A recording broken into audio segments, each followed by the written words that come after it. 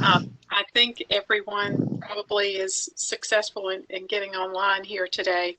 We do have backup phone numbers, and I think Adrian Weaver or Peter Johnston could help you if you lose your connection. And we thank Peter and Rahat for WebEx host today, and they Council Reynolds and all the committee members' microphones will remain open during the meeting.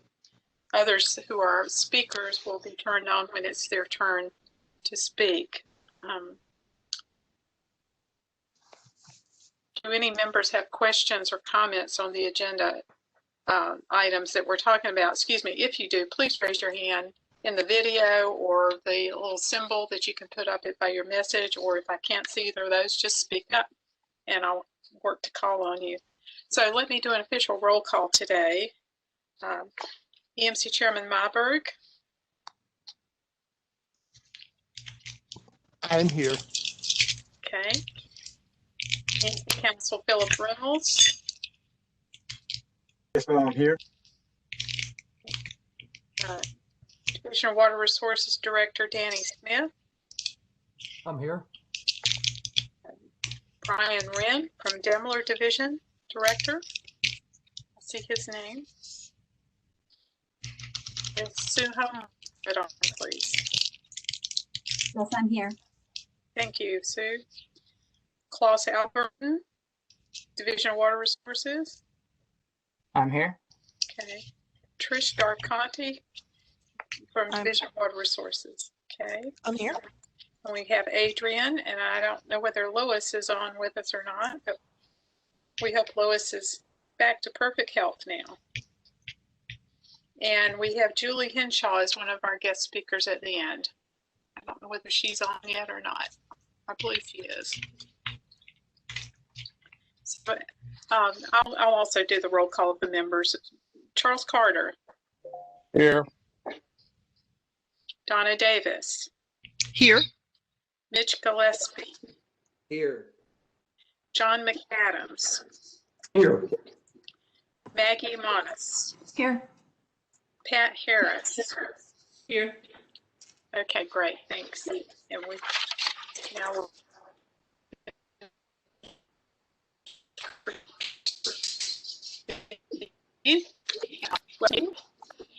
today we'll hear the January meeting minutes to approve and 2 action items and 2 information items.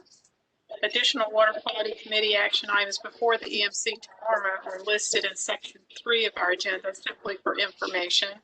We've not scheduled to discuss unless members wish to do so. This meeting is being held via WebEx with a phone-in option for all participants and other attendees. If anyone hearing a little feedback, when each of us, maybe the rest of us, could put our microphones on mute. Okay. It's important to note that this meeting will be conducted as our other EMC meetings, and that only EMC members and those called upon by the Water Quality Committee Chairman will be recognized to speak.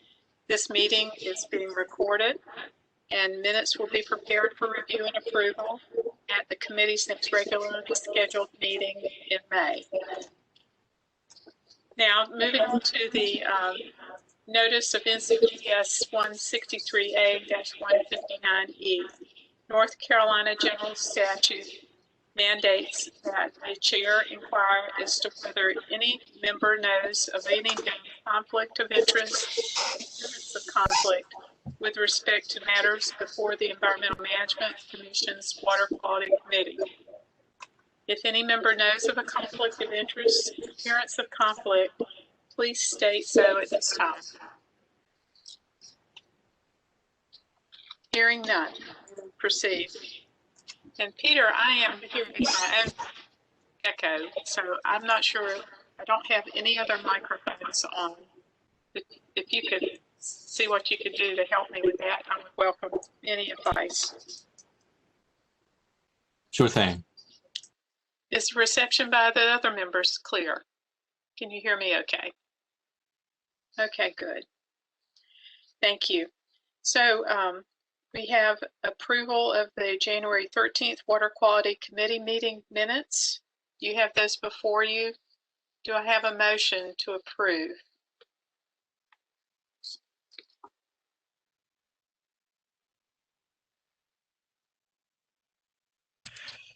Madam Chairman, this is Commissioner Davis. I move approval, please. Thank you, ma'am. Do I have a second? This is Pat Harris. I'll provide a second. Thank you. We have a motion and a second. Any discussion about the meeting minutes and the motion? If not, we have to take a voice vote. I'll go through the roll call. Charles Carter, Aye. Commissioner Donna Davis, Aye. Commissioner Mitch Gillespie, Aye. Commissioner McAdams, Aye. Commissioner Monis, Aye. Commissioner Harris. Aye. Okay, the ayes have it. And now we'll move on to our first action item. We have a request for approval to proceed to the EMC with the new TAR-PAMLICO New Development Stormwater Model Program. Presenting will be Trish Darconti, who is with the Division of Water Resources Non-Point Source Planning Branch. And I would suggest that we hold our questions until after her presentation, please. Trish, welcome. Please go Hi. ahead. Thank you. Let me start my presentation. And let's see.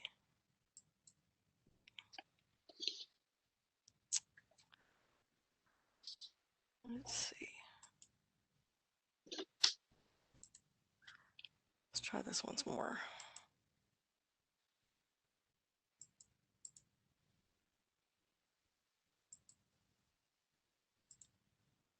All right.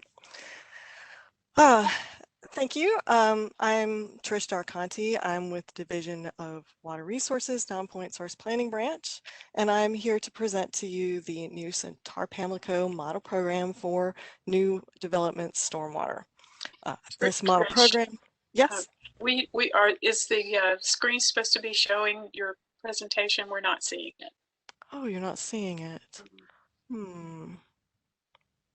Hold on a sec.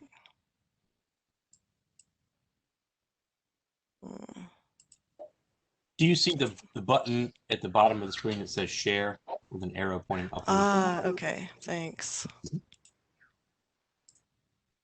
try this again.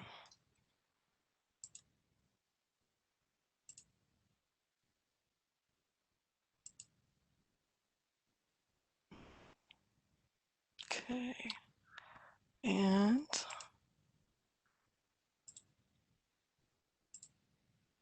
all right, are you seeing that? Yes, we are. Thank you. Excellent, thanks. So I'm Trish Darconti, Division of Water Resources, Non-Point Source Planning Branch. I'm here to present to you the new TAR-PAMLICO model program for new development stormwater. This model program is a guide for local governments to implement the NUS and TAR-PAMLICO rules themselves and not rulemaking. So first, to cover what's changed with the NUS and TAR-PAMLICO rules from the original to the new versions. A lot of changes and improvements based on input from local governments and DEQ experience with the previous rule versions led to some changes. The new rules were coordinated with and reference Demler stormwater rules, and there have been considerable changes in those rules themselves. These changes in nutrient and stormwater rules, as well as development-related statutory changes, mean that a new model program is required and would be considerably different from what DEQ provided about 20 years ago for the two different watersheds. State and local governments have also gained considerable experience in implementing stormwater programs, and we sought to integrate that experience in this model program. And as is listed on the slide here, several improvements include that the previous versions had a very different structure, different order. The two now NUS and TAR-PAMLICO have things in the same order, they have the same structure of the rules. So in particular, there's 3 local governments that actually are now required to implement both of the rules. So this makes it a lot easier for them. We codified and clarified requirements from earlier model programs. We now use we mirror the stormwater rules in using low density, high density approach, and low density projects have to meet targets with stormwater control measures or nutrient offsets. They can use either one, and high density projects have to at least do runoff treatment with stormwater control measure, and then any that's not, any nutrients that aren't reduced with that, they can do additional nutrient offset. The tar-Pamlico rules have a revised phosphorus target. We address incremental built upon area additions in these rules. It refers to a new nutrient calculation tool, which is the same one that's used in Falls nutrient management strategy and Jordan nutrient management strategy. And we dropped the requirement for peak flow regulation, as well as identification of stormwater retrofits. So the rules specify a timeline for implementation, starting with the development of a model program when the rules first become effective, which was April 2020.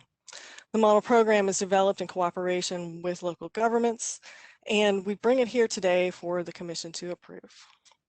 Once approved, the clock starts for local governments to develop their local programs.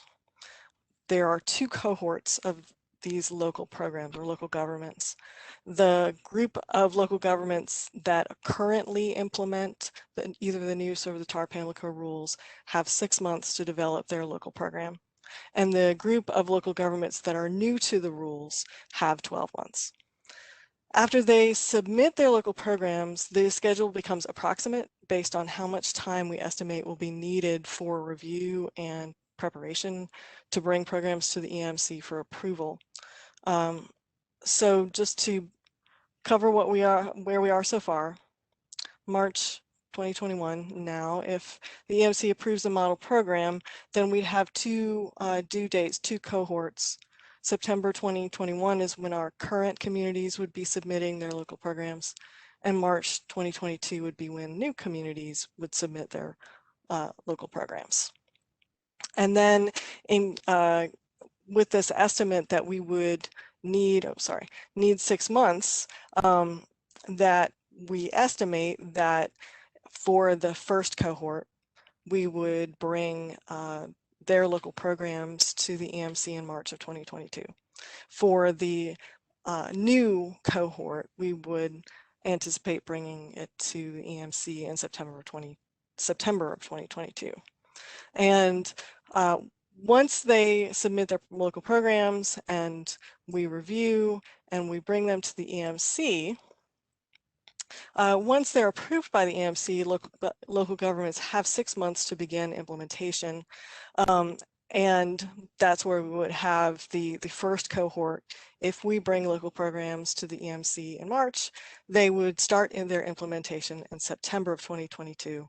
And for the new local governments, if we brought their local programs to the EMC in September of 2022, they start in March of 2023. In our interactions with local governments, it's become apparent that there's a very broad set of needs and approaches to stormwater and nutrient rule implementation. So we have the 15 previously included communities in the NUS. We have 15 new ones. We have 11 previously included communities in the tar-Pamlico and 1 new one. Current communities already have a local program to start with, and they have an idea of what works for them. On the other hand, new ones may be starting from scratch and need a whole lot more time.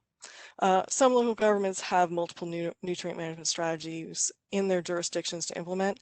It's very common. Several of them are also implementing the Falls rules. Some of them are also implementing Jordan rules. Other local governments may have water supply watershed to implement. coastal stormwater may apply in their jurisdiction, even if they're not implementing it.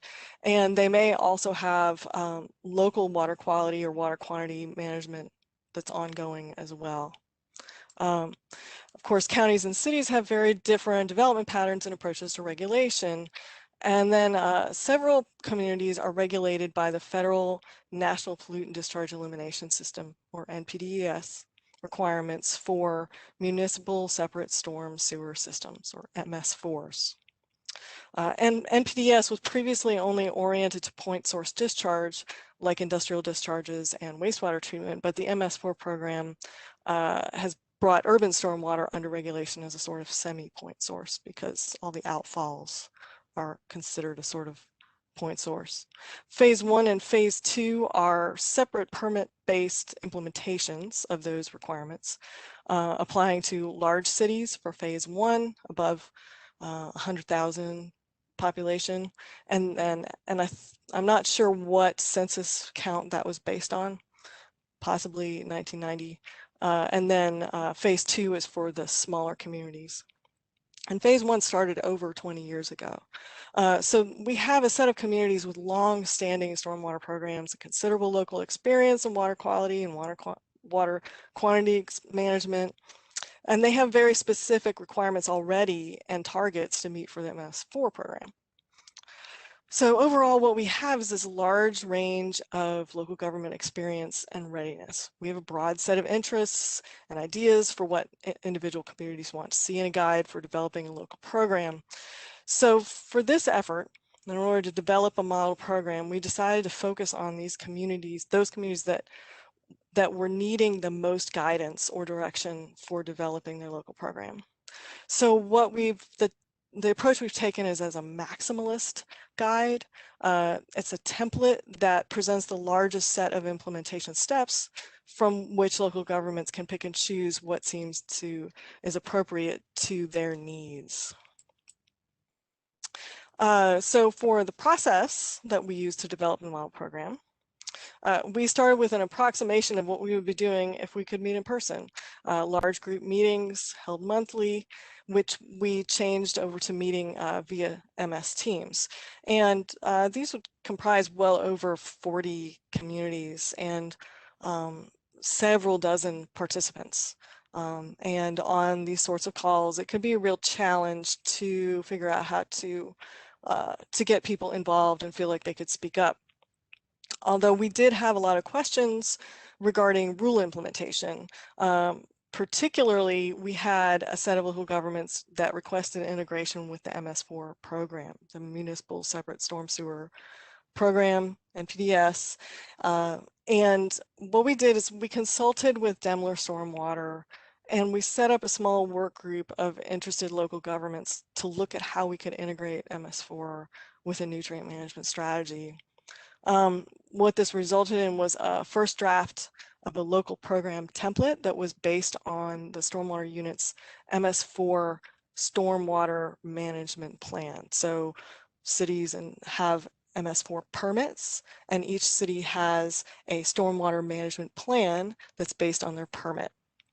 And what the stormwater unit has provided is a template that local governments can use to develop their customized stormwater management plan. And we'll come back to specifically that template in a little while. But in particular, these plans are used to specify what local governments will be doing to implement their MS4 programs. And we use that as a draft template to focus on the elements that are relevant to nutrient management requirements.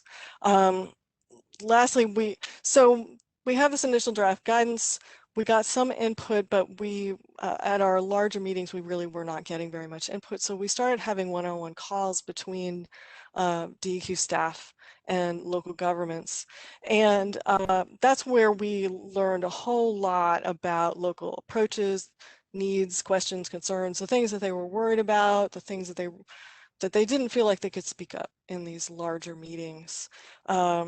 So that's what led us to this maximalist approach, because we wanted to make sure we covered all the bases in terms of guidance, with the understanding that if a local government, a local program wasn't needing a particular part, that they don't use that particular part. And that with the understanding that these templates that we provide are meant for customization. So what we did is we released a greatly revised version of this local program guidance, this template stormwater management plan based on the MS4 plan, and updated a model ordinance, and we'll get to the model ordinance. With more input from local governments on these drafts, we developed the materials that we're presenting to you today. So in general, how we look at the model program, what its purposes are, what it's meant to do, we try to focus on what is the purpose, what are the needs of local governments. So the way we look at it is this is a guide for local governments to write and revise their local programs, what kind of information we're looking for and how to present it. We provide templates for programs and ordinances, and as well as sets of what in the MS4 terminology are called best practices. Best practices in stormwater management is what you could call it. And it's pulled from these many years of community stormwater experience across the state, as well as Demler staff experience. And, what we're hoping this local program will provide is a head start for new communities. Developing a local program is a challenge in ordinary times, and right now a lot of them are experiencing greatly increased requests for development permits and with the same amount of staff and less time to be in the office. So a lot of them ask directly for help with certain parts of plan writing and revising or writing their ordinances. As I noted, it was an opportunity to share experiences and practices through these one-on-one conversations, and where we learned things from one local government and we had questions from another local government that seemed relevant, we would share what we learned. And then it helped us determine what kinds of improvements we'd need to make to the nutrient calculator, currently known as SNAP, stormwater, nitrogen, and phosphorus. We needed to understand how local governments that are currently using the SNAP tool in falls are using it, what kinds of problems they were encountering, what sorts of development situations weren't easy to model in the tool, and how we might modify that. Mr. Conti, this is Chairman Deerhague. We have 30 minutes set aside for this, including presentation and Q&A. Sorry, so just a reminder. I'll pick it up. Okay. So the local model program is in 3 parts. The first part is a local program guide. The local program guide provides information for both experienced and new communities. It reviews the process and schedule for local approval. In particular, since some of them are MS4 communities and they wanted to try to merge their MS4 plan with their local program for the nutrient management strategy, and there's ongoing MS4 permit revision, there are ongoing audits, that will mean some coordination will be required. So we tried to cover what we'd be doing so they knew what to expect. The majority of it is content guidance. We have the example formats, which is the stormwater template, which we'll get to. One thing we did is when we were working with Demler, as I noted, they have these best management practices, which we boiled down into what we'd consider performance objectives, which you might describe as these are all of this experience that these stormwater professionals have had, this what seems to go into a successful program. And then there are other recommended elements to help us understand the context and what's going on in their jurisdiction. And we have implementation guidance that's specific to rule interpretation, clarifications of that, and how to, say, apply that to certain settings. So the second part of the model program is the model ordinance. So originally this was developed by the UNC School of Government to merge NPDES Phase 2 with Water Supply Watershed. For our part, this was modified for the Jordan rules to provide a model ordinance and then modified for falls. And now we've updated it for the new Centaur Pamlico. So the idea behind it is that we don't anticipate anyone is really going to need to use the entire thing, but they can if they want. We anticipate most of them are going to use parts of it and modify them to their specific situation. One thing that we did do, so the version for Falls was done in 2011, and a lot of things have changed since then. In particular, General Statute 160D, city and county zoning, General Statutes 143, stormwater definitions and requirements with regard to development. Demler has a new O2H stormwater rules and their minimum design criteria rules. Then there's also new water supply watershed rules, and of course the new Centaur Pamlico. So we went through all of those, tried to update and make sure that it is reflecting all of those challenges or changes, and then we provided a revision history so everyone knew where it was changed from the previous version. Then the last part 3, is the stormwater management template. So this was originally based on the MS4 stormwater management plan template. And it's a highly structured document. It consists of a whole bunch of tables in various areas of post-construction stormwater, illicit discharge detection and elimination, and public education. And each one of those sections has several what they call BMPs, which is what you might call activities. And each activity is broken down into tasks with a schedule for implementation as well as a performance or reporting metric. And this reporting metric or this structure is then customized for an annual report format that is specific to exactly what they've said that they're doing. And one of the benefits of using this is that those that want to combine their MS4 program with a nutrient management strategy, they only have one program that covers the both of them, and they only have one report they have to submit to cover the both of these. For those that are new, they have this canned local program that then they can start with, and that greatly reduces the startup effort needed to get going with this.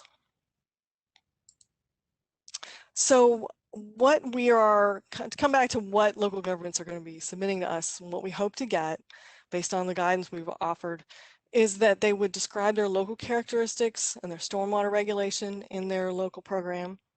They would list their specific actions of what they intend to do to implement the rules and how they intend to track progress and in turn report on that progress. And then their program would also document situations specific to them and clearly describe their approach to compliance. And so to review the next steps, upon EMC approval, which starts the clock for subsequent steps, local programs have either 6 or 12 months to submit their local programs. In 2 cohorts, the current local government cohort is due in 6 months from approval of the model program, 12 months for new local governments. Then upon receiving it, we review, we estimate it would take 6 months, could be shorter or longer, and then we would bring those sets of local programs to the EMC for approval, again, 2 cohorts. And then upon approval, there would be 2 cohorts of implementation 6 months apart. So the requested action, we're requesting approval to proceed to the EMC with the new Centaur Pamlico model program for new development stormwater, which is composed of a local program guide, model ordinance, and a stormwater management template. I can take any questions you have. Thank you so much. I'm sorry I had to interrupt you there about the time factor. I understand. And my compliments. This is a very large effort to organize this.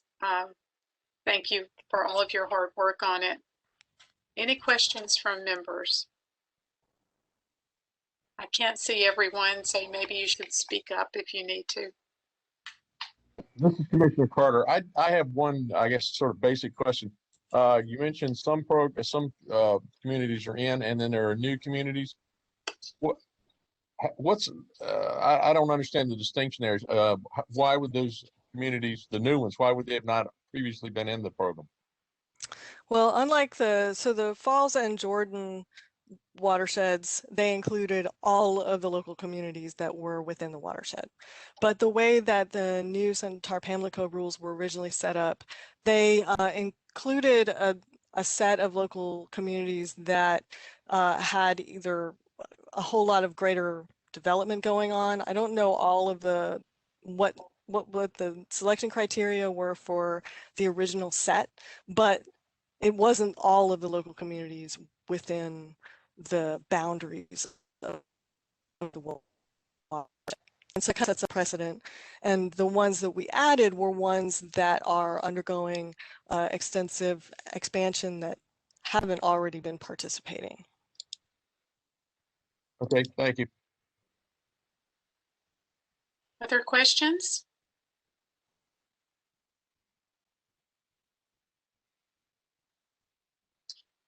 I have a question while folks are thinking about it. The model ordinance was originally prepared by the school of government, you said, and it's been modified or adapted for the needs here. Was the school of government involved in reviewing the current version to make sure it was legally defensible for the communities? No, they were not. And we add that as a caveat that we did not have time for their review and that local governments should be sure to be working closely with their planning departments.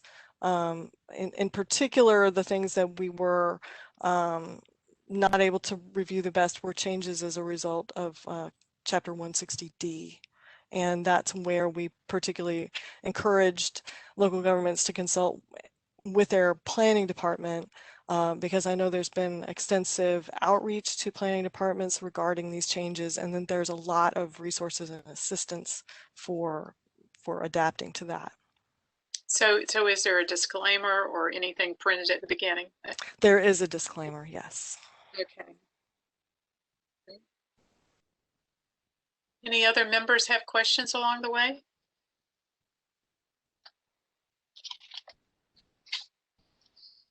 Well, I did notice on the model ordinance, it still says DWQ instead of DWR. If you want to, you might want to know that. And I also had difficulty following some of the table numbers. It was more than template accounted for all the tables in the proper order. Can you restate that? You broke up in the middle. I'm sorry. In the management template, I had some issues following table numbering. Okay. So you may need to go back. I don't know what kind of QA processes you had in developing these documents, but I think it's worth a look.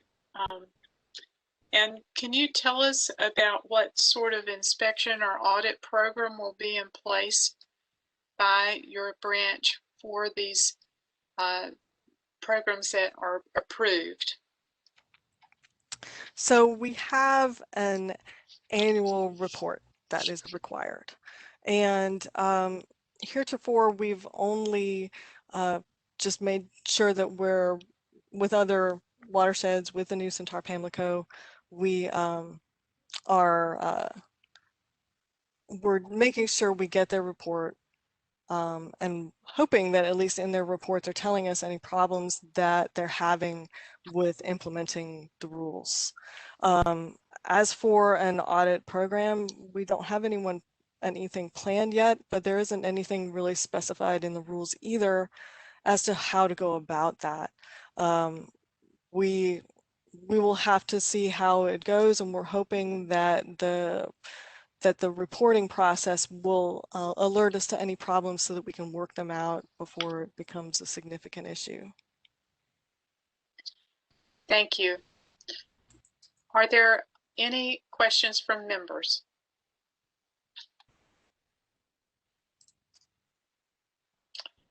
If not, I'll entertain a motion. Would someone like to make a motion for this package?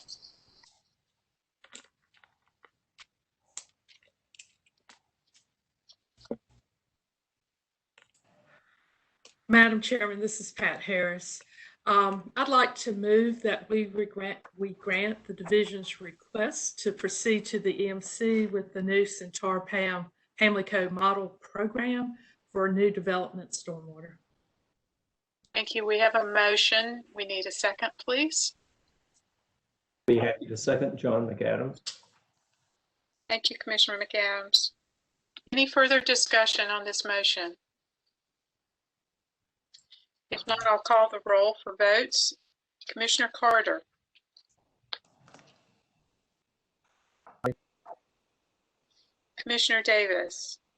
Aye. Commissioner Gillespie. Aye. Commissioner McAdams. Aye. Commissioner Monas. Aye. Commissioner Harris. Aye. Would Chairman Myberg like to vote?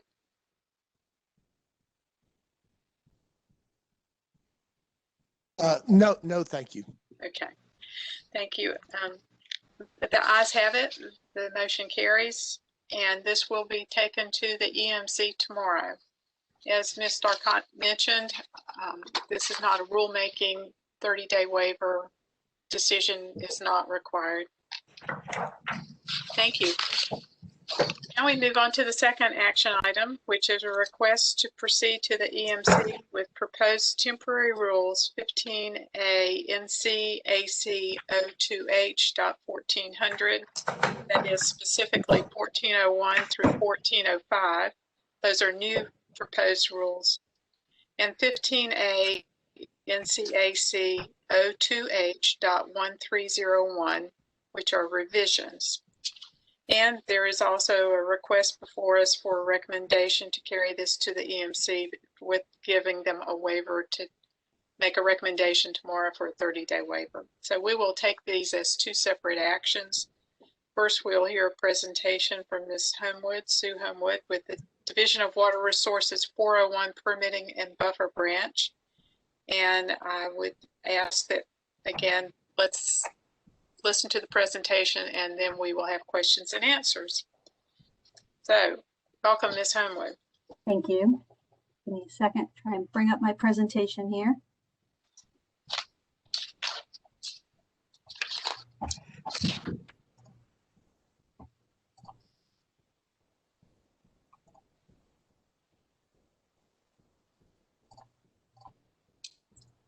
Okay, are you seeing my presentation? Yes, we are. Thank you. And can you hear me okay? Yes. Great, Yes. thank you. Thank you. I'm Sue Homewood, Division of Water Resources, and I am here to request approval to proceed to the EMC with proposed temporary rules. It's long titles and a lot of discussion. And to request for a recommendation to the EMC to waive the 30-day requirement tomorrow. As you are aware, we brought this agenda item to the committee back in November. We have revamped the presentation, so I want to go over the presentation overview that we have for you today. I'll be discussing why we're here, why we're presenting these temporary rules to you, including information about the Navigable Waters Protection Rule and the current need in North Carolina for these permitting rules, these wetland permitting rules. I'll also explain how permitting was dealt with prior to the Navigable Waters Protection Rule, and then since the Navigable Waters Protection Rule went into effect. Back in November, it was recommended that I present an example project, so I have that in this presentation. We'll go over that. And also hope to answer some of the questions and discussion topics that came up in November. And also of note to let you know that since November, the department and the division has had multiple meetings with various stakeholders to go over these temporary rules in more detail. And then I have a few slides at the end that discuss the timeline and our need for the 30-day waiver request. So a little bit about the purpose of why we're in front of the commission and the committee this week with this request is as a result of recent changes to the Clean Water Act federal jurisdiction for wetlands in certain landscape positions, there's now a permitting gap in North Carolina for granting authorization to those wetlands specifically. So the Division of Water Resources is proposing permitting rules to provide that necessary permitting mechanism to the regulated community.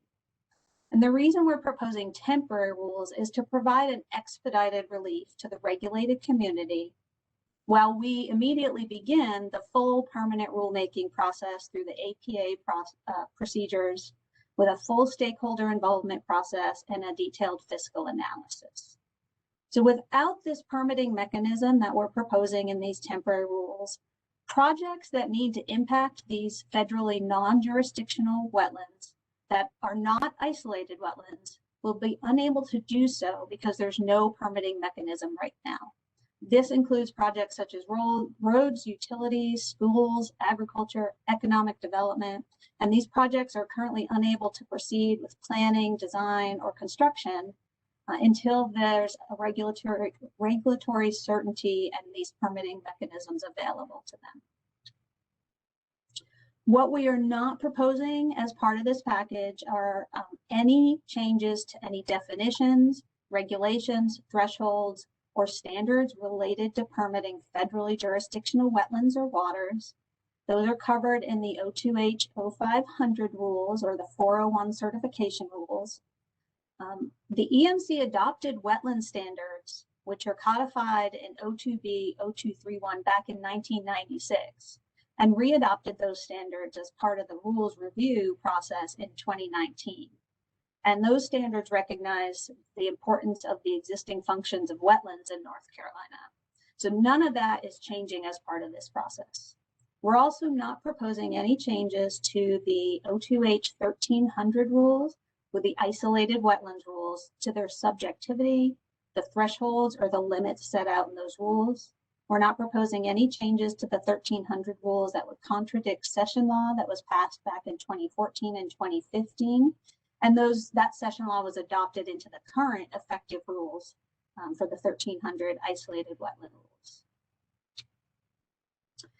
So just a brief snapshot of a little bit of context of the evolution of the definition of waters of the US. So as you can see on this timeline, waters of the US have gone through many changes over the years, litigation, various rule revisions.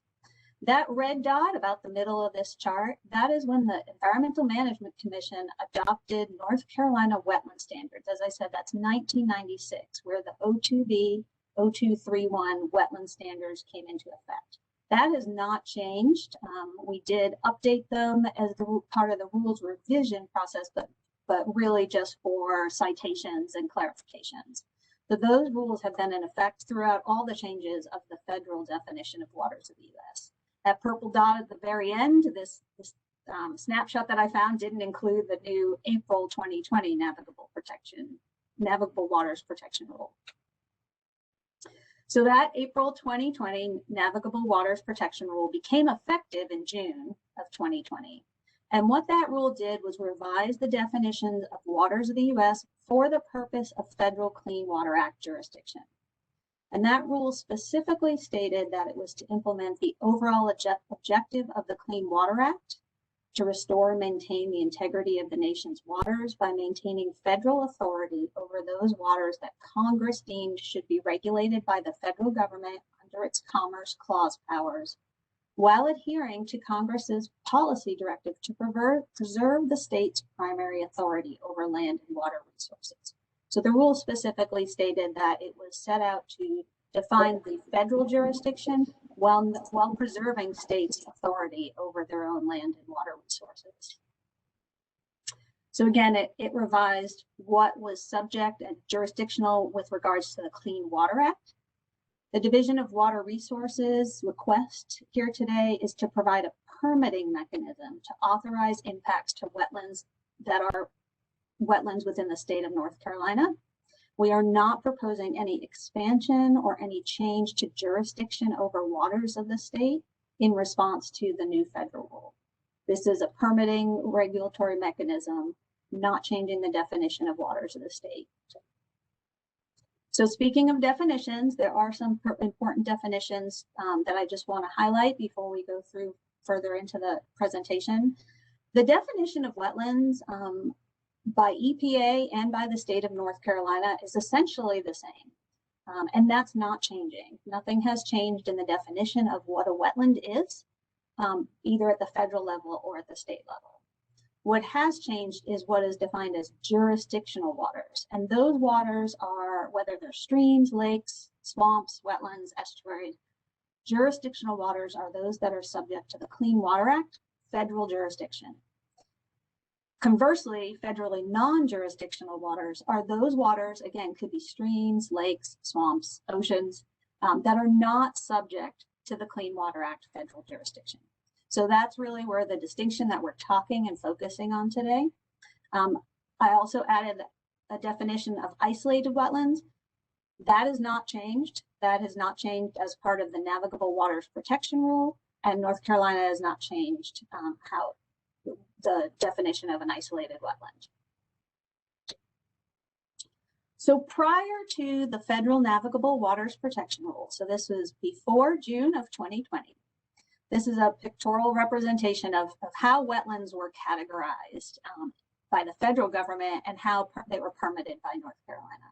So that picture on the leftmost location is federally jurisdictional wetlands that are subject to the Clean Water Act. Those are wetlands, the little green blob there, that was connected to a navigable water by another jurisdictional stream. So the wetland fed a stream that was jurisdictional, which then downstream fed into a navigable water.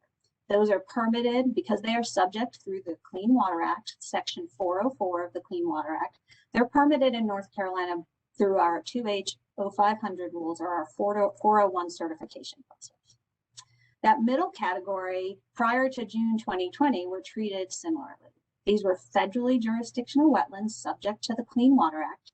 The difference there is that the wetland was connected to navigable waters downstream, not by a stream, but by a non-jurisdictional channel. So by a feature that was not jurisdictional, but it had the potential to carry pollutants, it passed what was called the significant nexus test. Those were considered jurisdictional by the Corps of Engineers, subject to Section 404 of the Clean Water Act, and therefore we permitted those or certified those through our 2H 0500 401 certification process. All the way to the right are isolated wetlands. Those are federally non-jurisdictional wetlands that are not subject to the Clean Water Act. The difference with those wetlands is there is no defined connection between the wetland and the navigable water. The wetland might have non-channelized overland flow leaving it, but it is not a direct connection.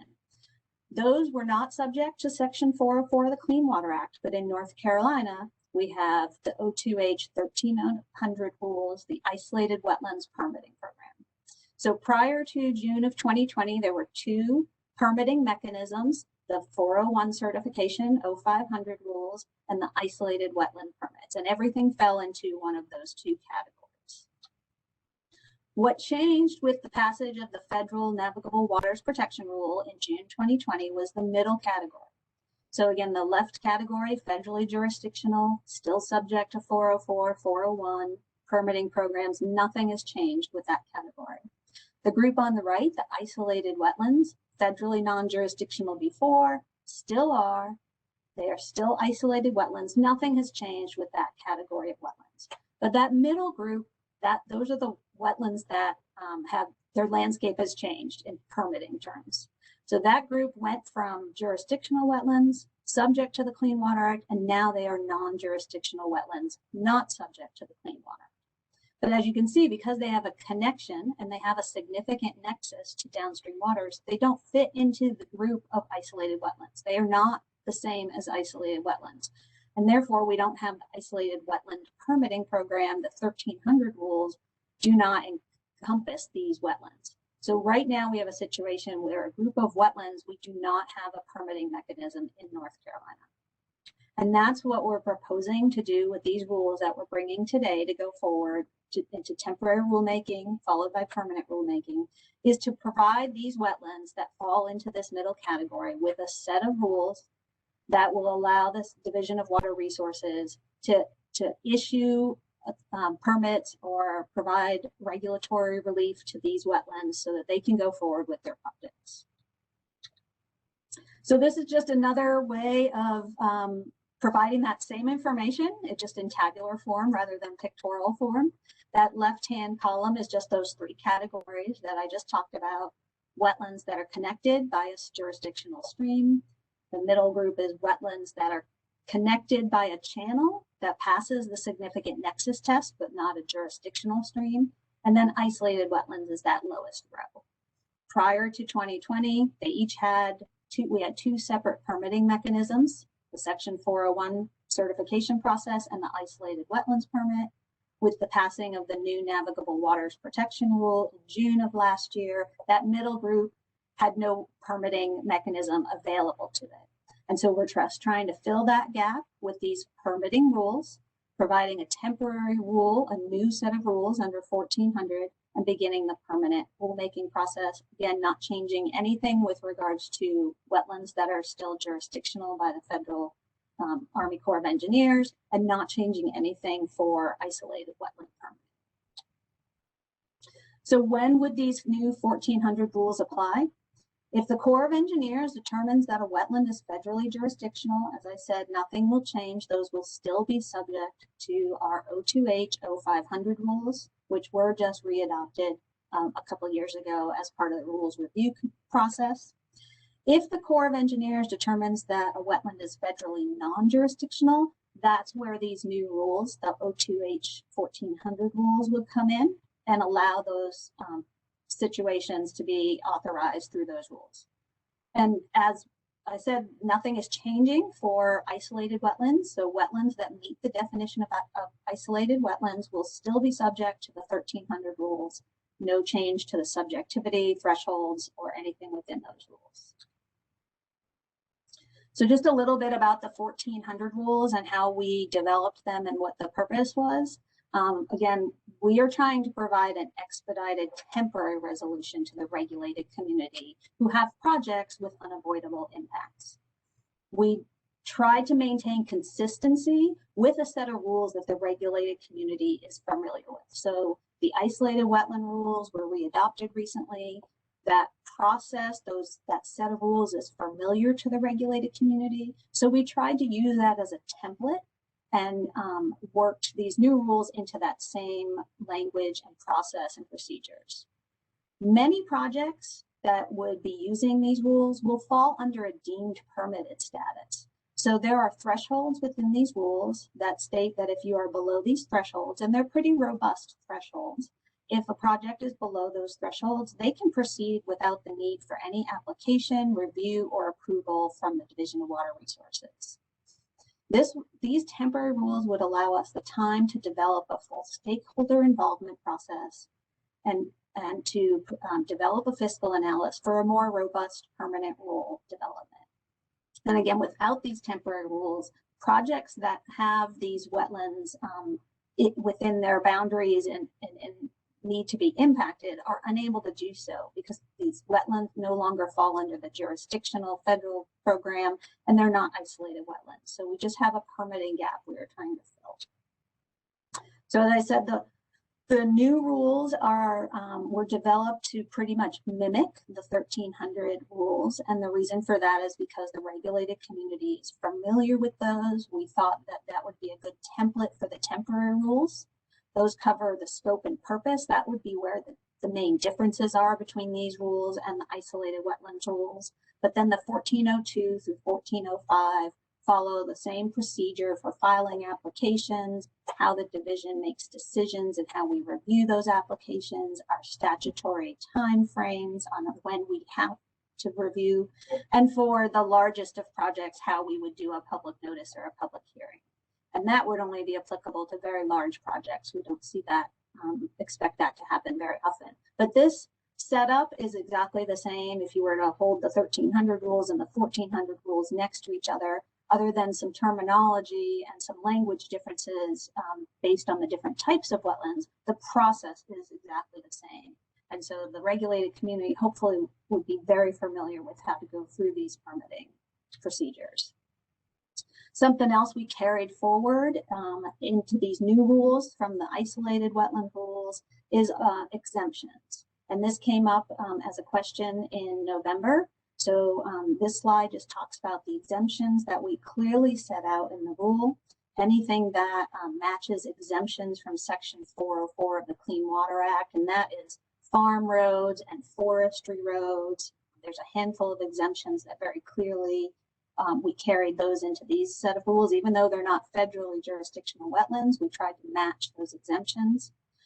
Anything that's a federally non-jurisdictional man-made pond or wetland or ditch that was constructed for erosion control or stormwater management, or even just any man-made pond that wouldn't be jurisdictional, those are exempt from this permitting criteria.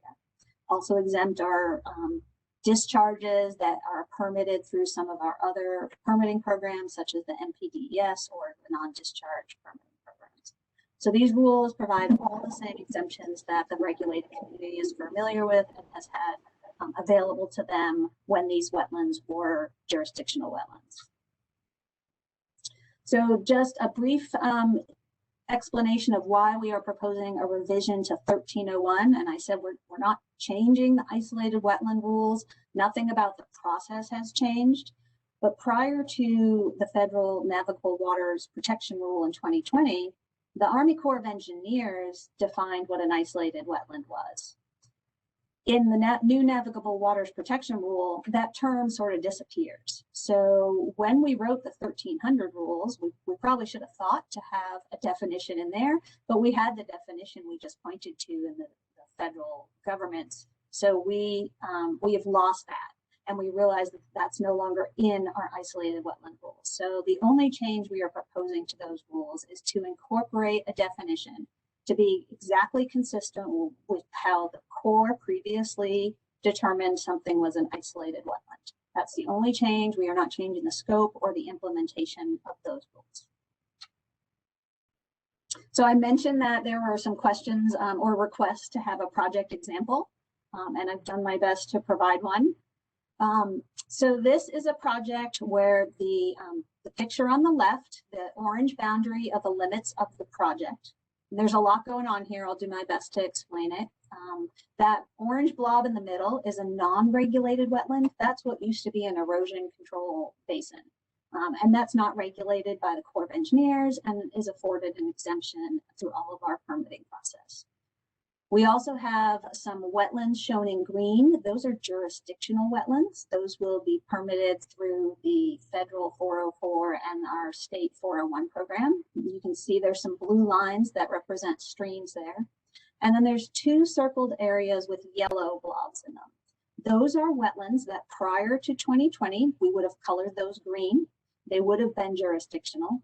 But since the new navigable waters rule, they are non-jurisdictional, federally non-jurisdictional wetlands, but they're not isolated wetlands. They are connected to the wetlands that they drain into or the streams they drain into through channels. So they do not meet the definition of wetlands. So prior to 2020, those yellow areas would have been green, but they are now a different category. On the right is the depiction of what the project proponent had hoped to do with this site.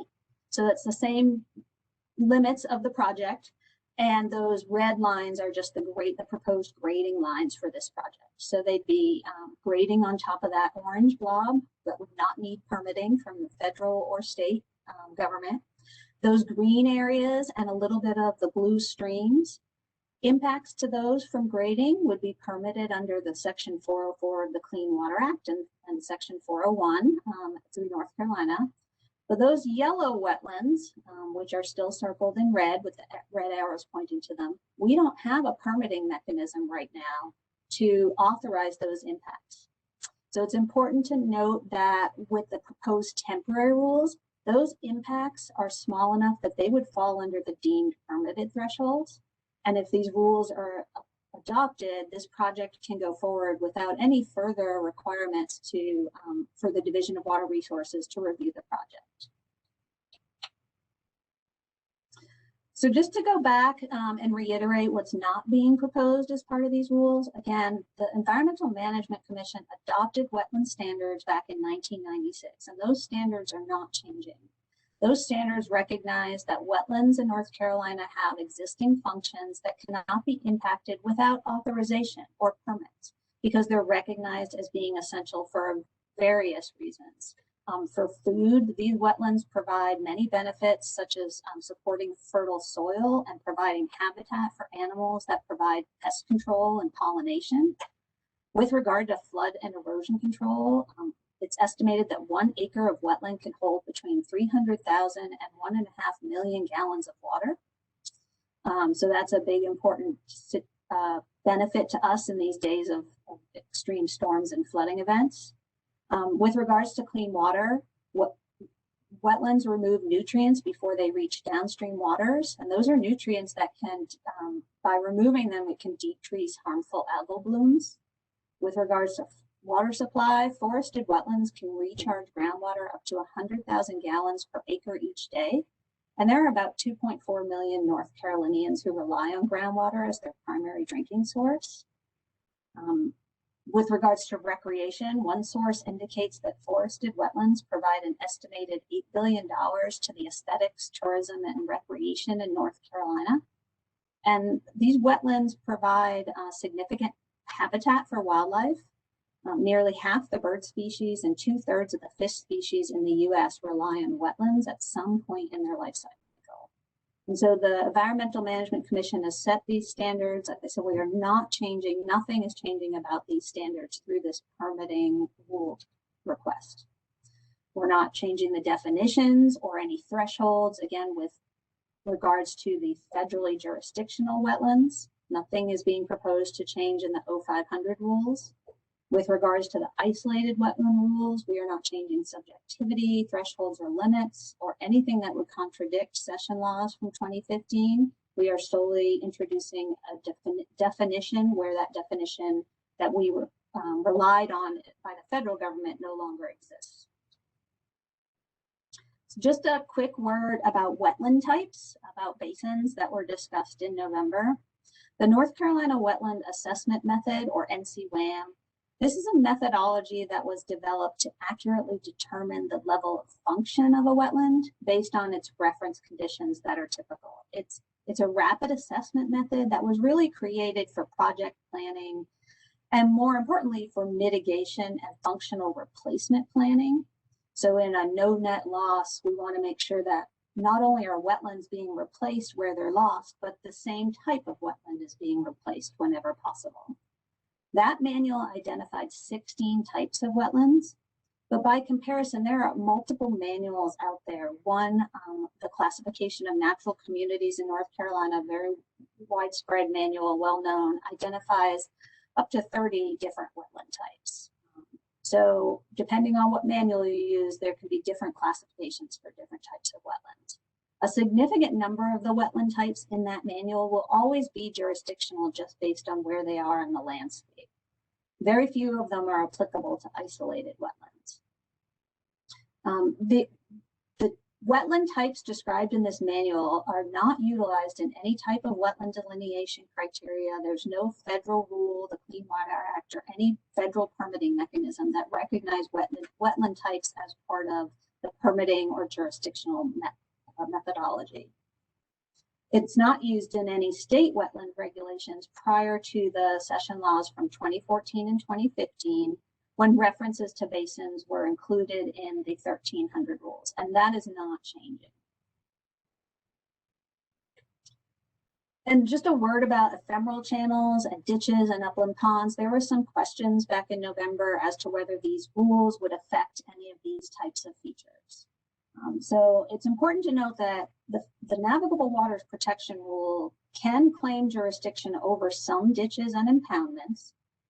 And those, when they are claimed by the Corps of Engineers as jurisdictional features, would be afforded the regulatory mechanism, the permitting process through Section 404 and 401 of the Clean Water Act. But where the Corps of Engineers does not claim jurisdiction over these types of features. The state does not have a permitting gap in this situation. And the reason for that is because in our assignment of stream classifications in our surface water standards, O2B, O300, those are specifically called out for streams, named streams, and their unnamed tributaries, and wetlands. So those classifications and standards don't apply to ephemeral channels or unnamed ditches or unnamed upland ponds. They're not classified water bodies, therefore they don't have standards, and impacts to those features would not require a permit. So with that, the Division of Water Resources requests that the Water Quality Committee approve to proceed to the EMC with the proposed temporary rules, O2H 1401 through 1405, which would be new rules, and the proposed temporary rule O2H 1301, which is a revision to an existing rule. And I'll stop. I do have a few more slides regarding the 30-day waiver, but I can entertain questions at this point in time. Thank you, Ms. Homewood. Do any members have questions or comments they'd like to have discussed? Madam Chair. Yes, Mr. McAdams. Okay, yeah, thank you so much for recognizing me to speak. I commend Sue Homewood and the Division of Water Resources for this presentation. The clarity of it, the setting of the context, these things are very helpful to us who serve on the commission and on its committees. Thank you for that clarity. You take us from the beginning and you explain what you are doing and what you are not doing, and I find this very helpful. I also find great merit in what it is that you are proposing. The federal regulations have removed jurisdiction from these isolated wetlands, and yet they still exist in the state regulations. In these regulations that are now proposed as temporary regulations, you've set high thresholds in them, and there is consistency with the existing isolated wetland rules, and therefore the regulated community and the consultants that serve them have familiarity with what is being proposed here.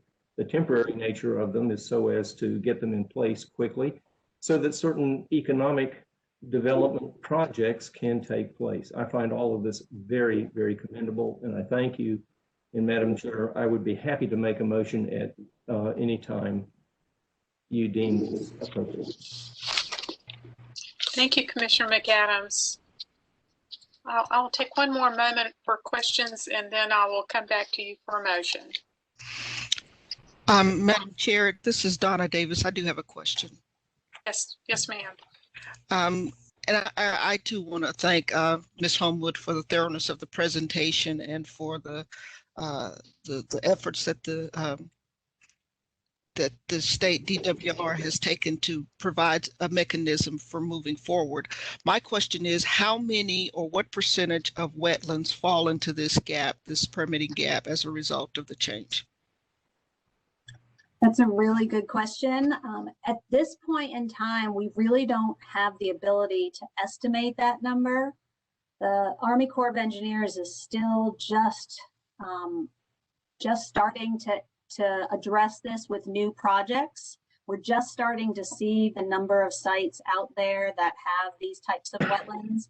And we don't have an estimate because no one has been able to submit applications to us. We don't really have an estimate of how many there are and how many will be coming forward for permitting. All right, thank you.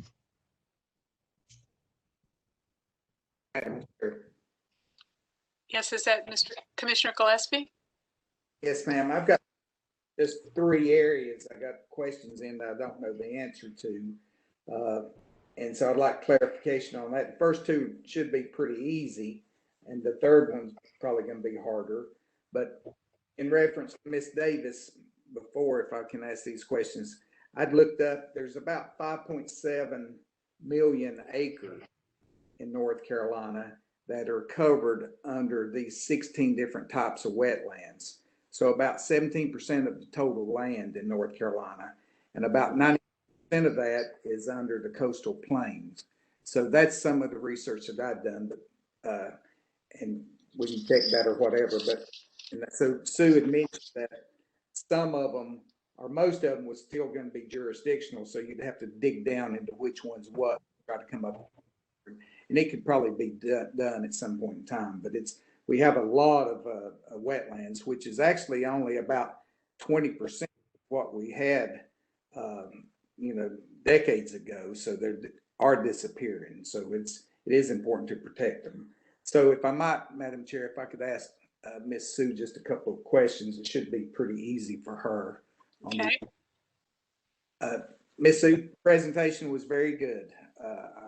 I think you covered everything very well. My question is about the wetland assessment manual. And there's 16 types, like you said. So some of them will still be federal and some of them will not. So is there anything else besides these? And I know these wetlands that are non-jurisdictional should be identified under these 16 categories, and maybe some of them are not, but it's these 16 categories. 2 we've addressed in 2015. So is there anything outside these 16 categories of wetlands that will be covered under this proposed temporary rule? I do not believe so. All of the wetlands in North Carolina, whether they're jurisdictional, federally jurisdictional or not, should fall into one of those 16 categories. All right, thank you. That's very helpful for me because I struggle with this. So that helps me.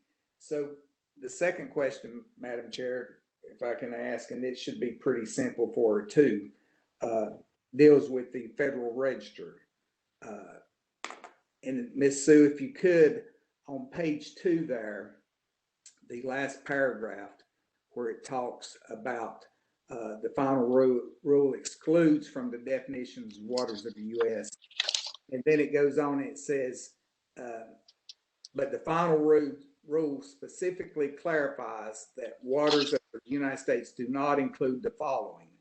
Now, I know we have those other 5 exemptions in the proposed rule now, but are any of these excluded rules going to be included in the new proposed rules?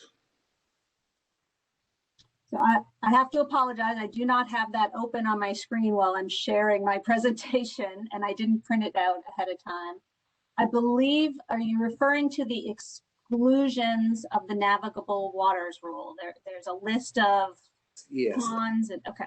Yes. So excluded wetlands are the category of wetlands that we are talking about here today, that they are not federally jurisdictional. They are excluded from federal jurisdictional, but they are still wetlands and they still have wetland standards in North Carolina. So we are proposing this permitting mechanism so that we can authorize impacts to those because they are now excluded from the federal permitting program. So a follow-up to that, and that's what I thought, but a follow-up to that, some of these that are excluded are like artificial lakes and ponds. Sure. So are we saying that now those are going to be included in this rule that's proposed today? No, so only the excluded natural wetlands would be included. We have the other exclusions in the Federal Register and the Navigable Waters Protection Rules should fall under either not being a classified surface water in North Carolina. So that slide I showed towards the end where if they're ephemeral channels or upland ponds, they're not classified surface waters, so we don't have standards for them.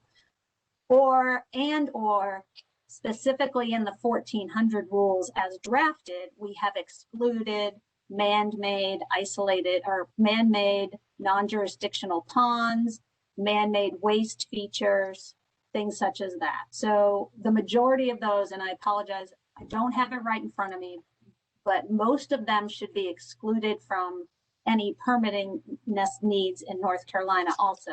It's the excluded natural wetlands based on connectivity that are put in this permitting gap that we're trying to solve today.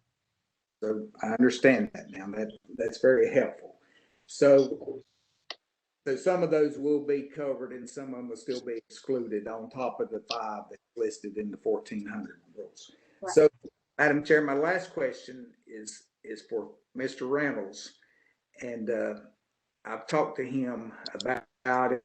It's an email. We responded on this, but it's still my biggest issue.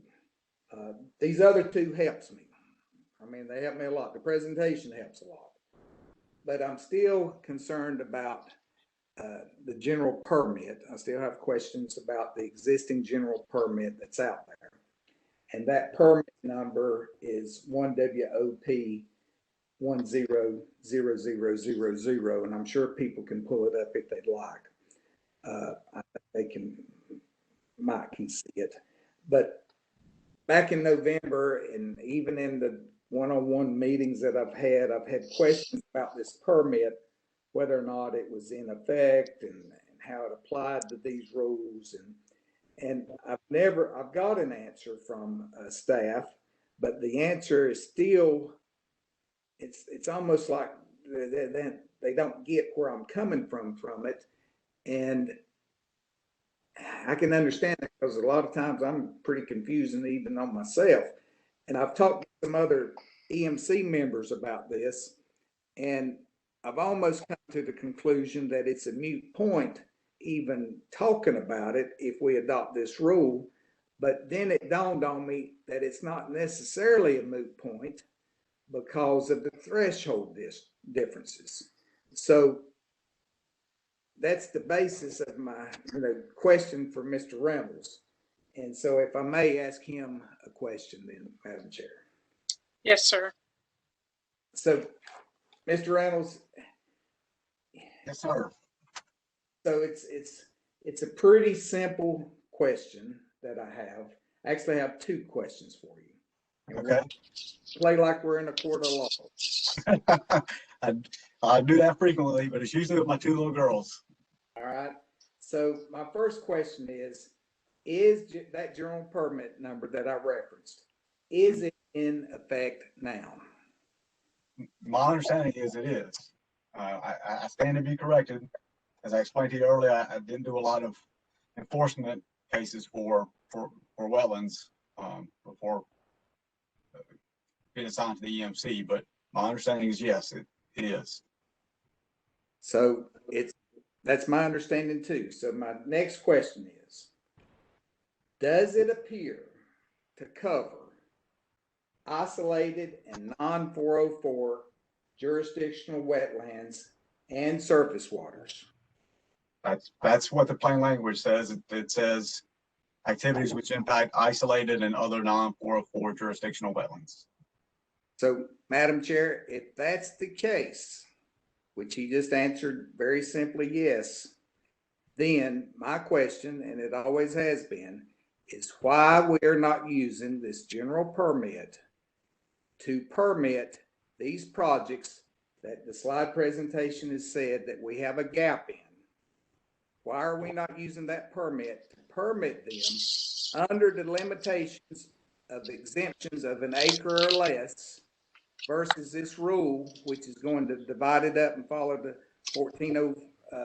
the 2015 statute that says an acre for the east, a third for the Piedmont, or a half for the Piedmont and a third for the mountains.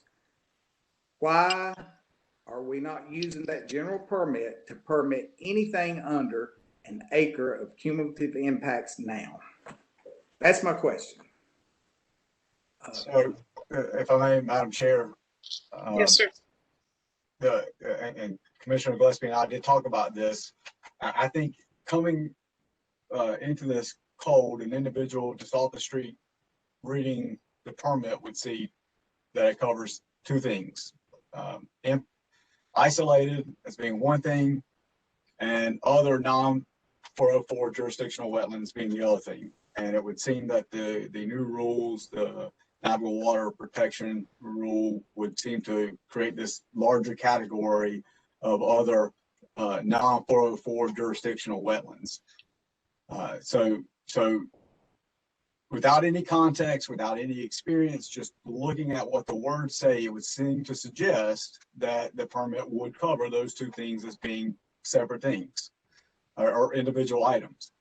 But my understanding is that the department has interpreted that previously, and that the permit was written with the intent that isolated and other non-404 jurisdictional wetlands to mean the same thing, not two separate things. If they were together, they were just different ways of saying the same thing.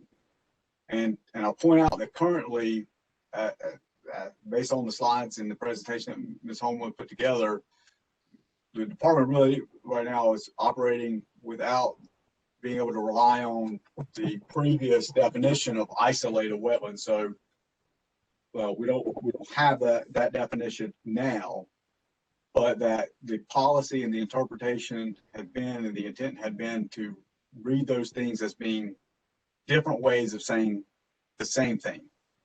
Not that they were apples and oranges, but just an apple said two different ways.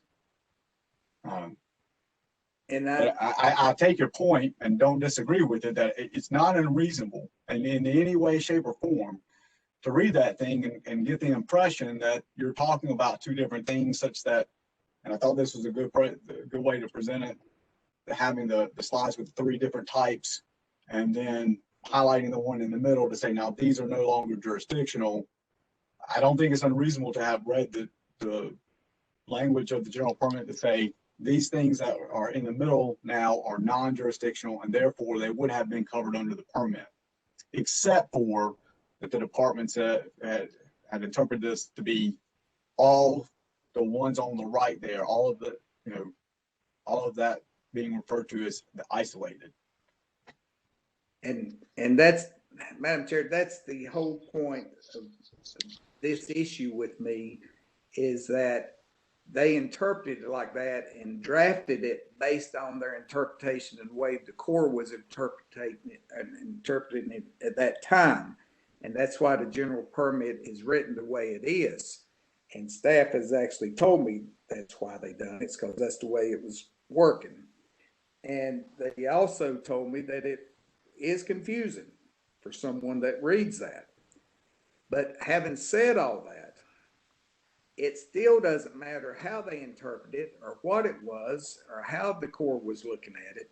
It's what's written today, and that's in effect today. And what's in effect today that was signed off on by the EMC, it was signed off on by the director, is it says clearly that DEQ has the authority to issue permits for non-404 federal jurisdictional waters under 1 acre. Now, they would still need a rule for above an acre in order to permit anything, but they have, as it's written, and that's why I'm asking Philip, because he's the attorney, they have the ability to do it today, but they've not done it because they've not interpreted it that way. And so, does that matter how I'm going to vote? I don't know. My personal opinion is it will for some people. It should have an effect for some people, because the rule as proposed today for the mountains, for example, is going to exempt 1/3 of an acre where you don't have to have a permit. Whereas this general permit that's in effect today exempts 1 acre. And then you go to the Piedmont and it's a 1/2 acre versus an acre, and the coast stays the same. So there's going to be you could argue, unless somebody tells me different, you could argue that these rules are stricter than the existing general permit that we have now. Thank you, Commissioner Gillespie. Let me ask Ms. Homewood if she'd like to respond. Thank you, Madam Chair. The isolated wetlands general permit is promulgated through the 1300 rules. So it is backed up by the section 1300 rules, which delegate that we can permit activities to isolated wetlands using either a deemed permitted, if they're small thresholds, a general permit, or an individual permit. These proposed temporary 1400 rules will have that same framework. There will be thresholds that below these thresholds, and it is an acre of wetlands on the coast and a half acre in the Piedmont and a third of an acre in the mountains. Below those, projects would be able to continue as deemed permitted. Above, up to an acre will qualify for a general permit, and it is the division's intent that should these rules go forward, that we will have a general permit for these non-jurisdictional, federally non-jurisdictional wetlands. And then above an acre would trigger an individual permit and mitigation thresholds. I don't have that general permit in front of me, but it should match the temporary rules that we have in place or are proposing today, with the thresholds of what triggers what the deemed permitted thresholds are, what could fall under a general permit, and what would trigger an individual permit. These rules are proposing the exact same thresholds. We are just proposing these rules to cover a different category of wetlands, but we are carrying all the thresholds forward from the isolated wetlands program. Thank you. Madam Chair, if I may follow up on what Ms. Sue said. So am I confused then?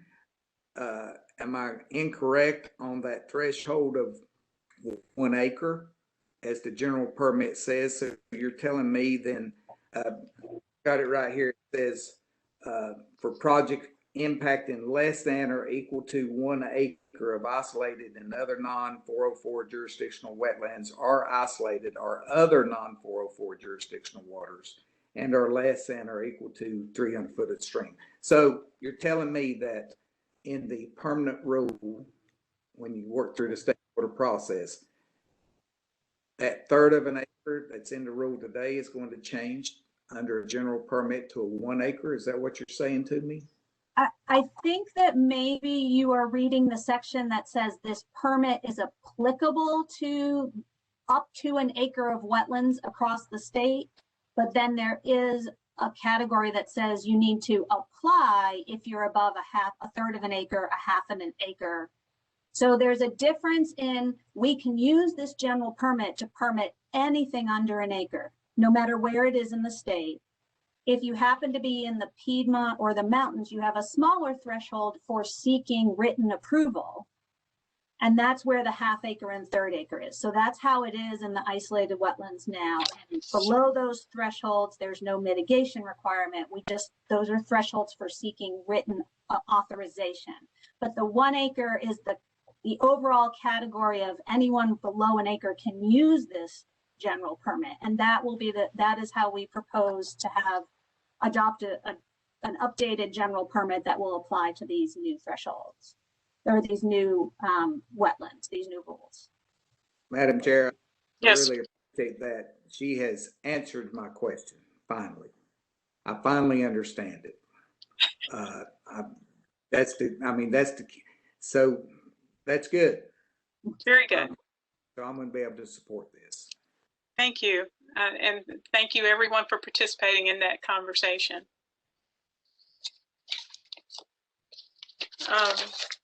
So I am going to turn to Commissioner McAdams for his motion, and then we'll still have an opportunity after a motion and second if there's any additional discussion.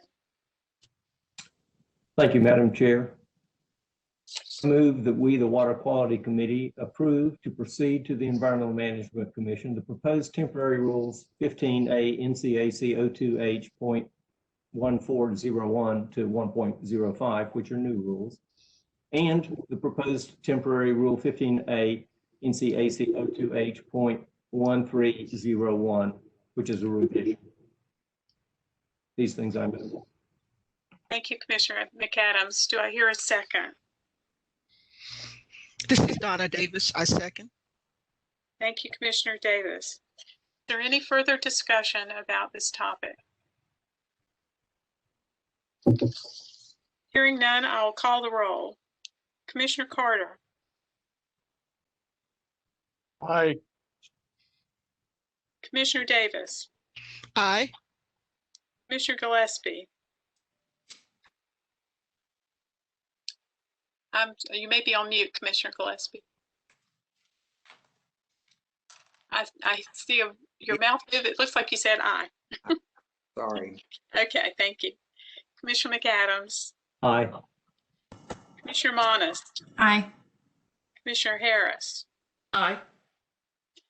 As the Chair Myberg wishes to vote. On this one, I do, and I vote aye. Thank you. The ayes have it. Motion carries. Now we turn to the 30-day waiver request. Madam Chair, if I may again. Yes, sir. Inasmuch as this issue first came before us 4 months ago in November, and there has been a lot of involvement by many parties, I don't believe there is a lot more inputs to be got by a 30-day delay, which is tantamount to 60 days.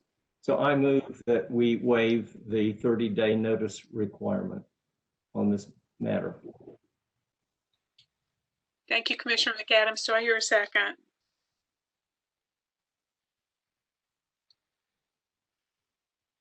I'll second. Who is that, please? Commissioner Monas. Okay, thank you. Madam Chair, if I may, yes. if I may chime in just for a second, just want to be clear that it's a recommendation that the commission waive the 30-day bylaw provision. Just right. Want to make sure. Yeah. It's the motion to recommend to the EMC for the 30-day waiver. Yes. Yes. Thank you. You agree, Mr. McAdams, right? I do. Thank you. Okay, thank you. Any discussion on this motion to recommend to the EMC to waive the 30-day waiver, to waive the 30-day constraint? Hearing none, I'll call the roll. Commissioner Carter. Aye. Commissioner Davis. Aye. Commissioner Gillespie. Aye. Commissioner McAdams. Aye. Commissioner Monas. Aye. Commissioner Harris. Aye. Chairman Myberg. I'm going to refrain on this one. Thank you. Okay. All right, thank you. Majority carries, and we will carry this recommendation to the EMC tomorrow. Thank you, everyone. That very helpful discussion and for the additional attention that the staff paid to the presentation prepared for today. Thank you. Thank you. So you have as a reminder what we're having on the EMC agenda tomorrow. I did not budget time for it today for any of the additional topics, but you have in your package all the information that relates to it for tomorrow. So we are going to move on to the information items. The first one, and let's see, we have about 55 minutes left, and I think we're doing okay. We're about 10 minutes behind. But our first information item is Executive Order number 80. It's one of the topics on our top interest, and that is understanding North Carolina's commitment to addressing the climate change and transition to clean energy economy from a water quality perspective. This is a two-part presentation. The first will be by Mr. Klaus Alberton in the Division of Water Resources. He's an engineer in water resources, and the second will be by Division Director Brian Wren of Demler. And again, because of the efficiency of time, maybe it's best to hold our questions until after the two presentations. So welcome, Mr. Alberton. Thank you. Good afternoon, everyone. Let me start sharing my presentation. So we have a total of 30 minutes budgeted for this topic. Thank you. That includes Mr. Wren. Right. Okay, let's start sharing.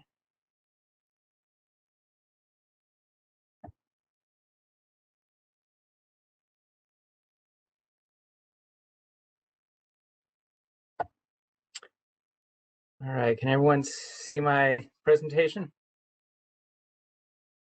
Okay, great. Again, I'm Klaus Alberton. I work in the Water Supply Planning Branch of DWR. I'm also the chair of the state's Drought Management Advisory Council and the point of contact for Executive Order 80 for the division. I'm sure everyone knows that Executive Order 80 was enacted October 29, 2018, with the goal of mitigating the state's impacts on climate change and also helping the state to gain resilience to any changes that we might see as a result of climate change. I was asked to talk about how climate change and Executive Order 80 relate to water quality. With that in mind, I'm going to briefly talk about the potential climate change impacts the state may see, and then list identified impacts to water quality programs that we expect.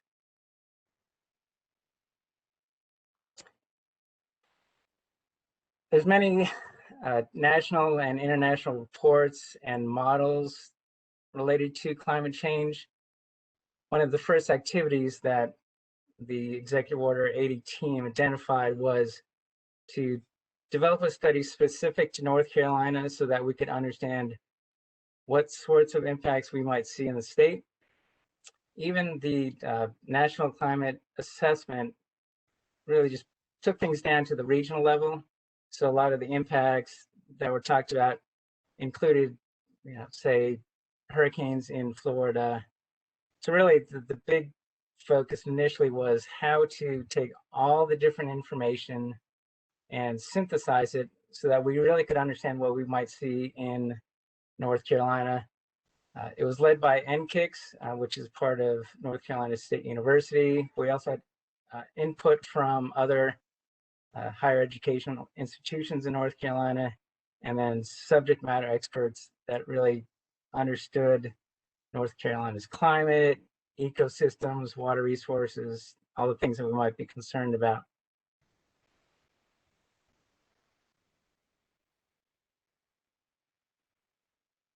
So they developed the North Carolina State Climate Assessment, and really it has two parts. It looks at the historical change that we've seen, and then also what is projected in the future. So a lot of data was collected, compiled, processed to understand what we've seen so far, and then also all the modeling and climate change models looking into the future to see what we might see going forward.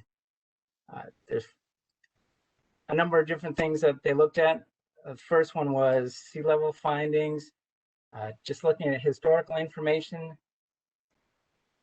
we've seen about 1.8 inches of sea level rise per decade since 1978 at Duck, and almost an inch per decade since 1935 at Wilmington. So that's the historical part of it. Looking at the models, the team was virtually certain that sea level rise will be increasing along the North Carolina coast as we see warming and therefore melting of ice on land. What? Oh, you are. All right. Well, fun, I guess. I think we got somebody that's not on mute. Second finding was related to precipitation.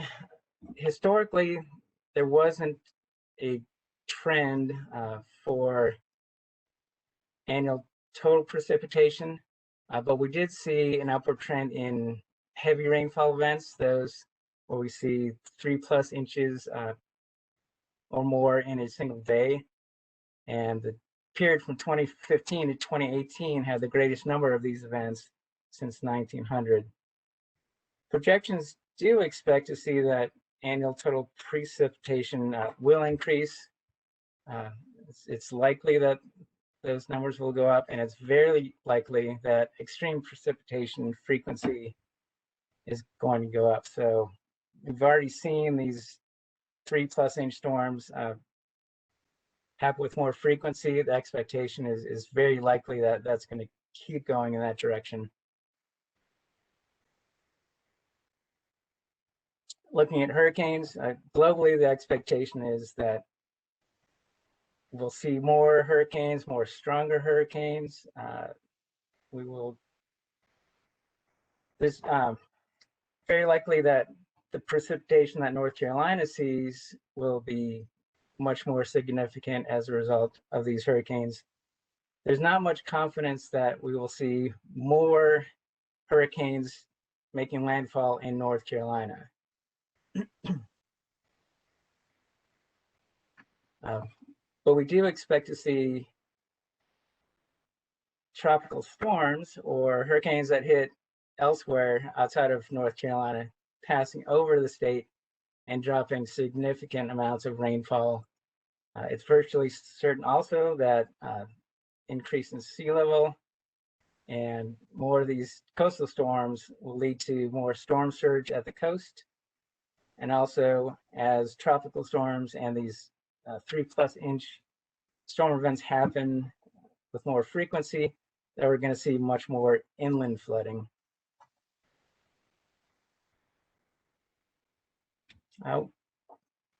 We've seen about a 1 degree increase in average annual temperature since 1895. It's a little bit less than what the Earth is seeing in general, but for North Carolina, the 2009 to 2018 period was the warmest 10-year period on record. It's also very likely that temperatures in North Carolina are going to continue to rise. There's quite a bit about temperature in the studies. One thing that was interesting, we haven't seen an increase in the total number of very hot days, days where we're above 90 degrees, but we have seen an increase and a statistical trend in the number of warm nights, so nights that are over 70 degrees, or very warm nights where the low never gets below 75. Projections are that's very likely that this kind of trend will increase, that we'll have warmer and very warm nights, and also that the heat index values are going to increase. So the overall temperatures may not increase, the high temperatures may not increase, but we are expecting more humidity, so the heat index is going to increase. And even though we didn't see an increase in the number of very hot days, the projections are that this will change. We will see a trend towards more hot and very hot days. And then also it's likely that the number of cold days, when we get below freezing, is going to increase. So kind of a general shift away from those cool nighttime temperatures or below freezing temperatures into kind of more the almost tropical conditions. And then looking at drought, it's likely that we'll see more Solar nights. Was that a question?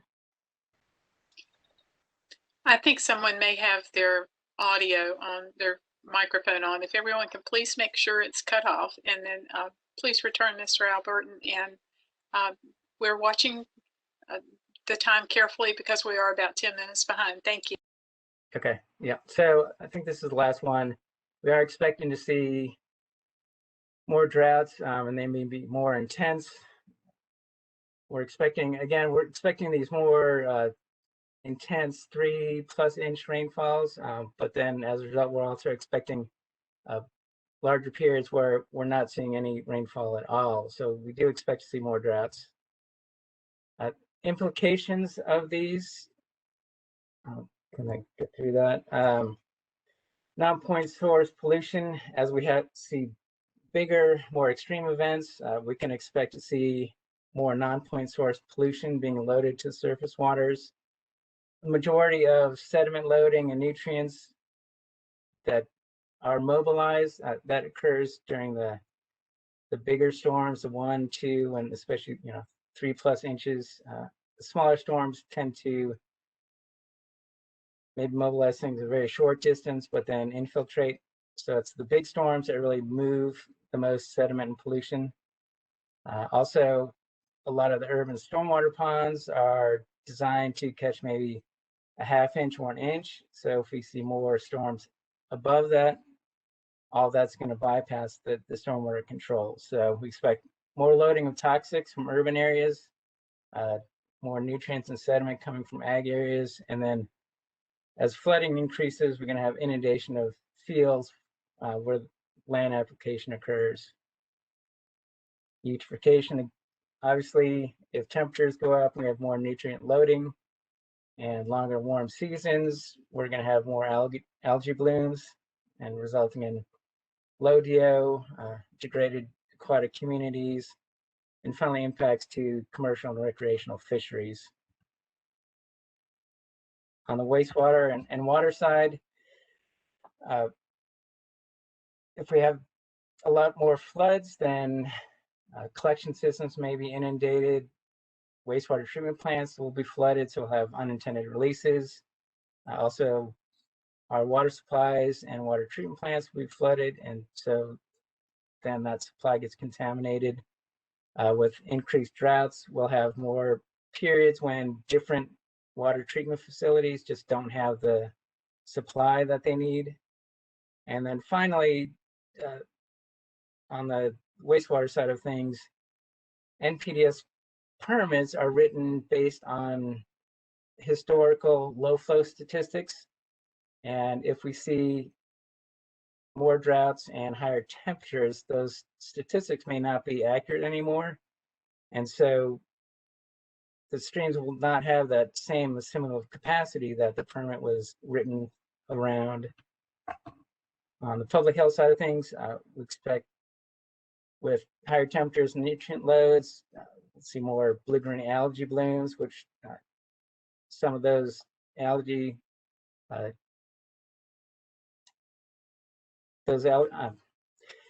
be more toxicity related to blue-green algae, and then also at the coast we'll have more harmful algal blooms and outbreaks of Vibrio, which will affect shellfish consumption.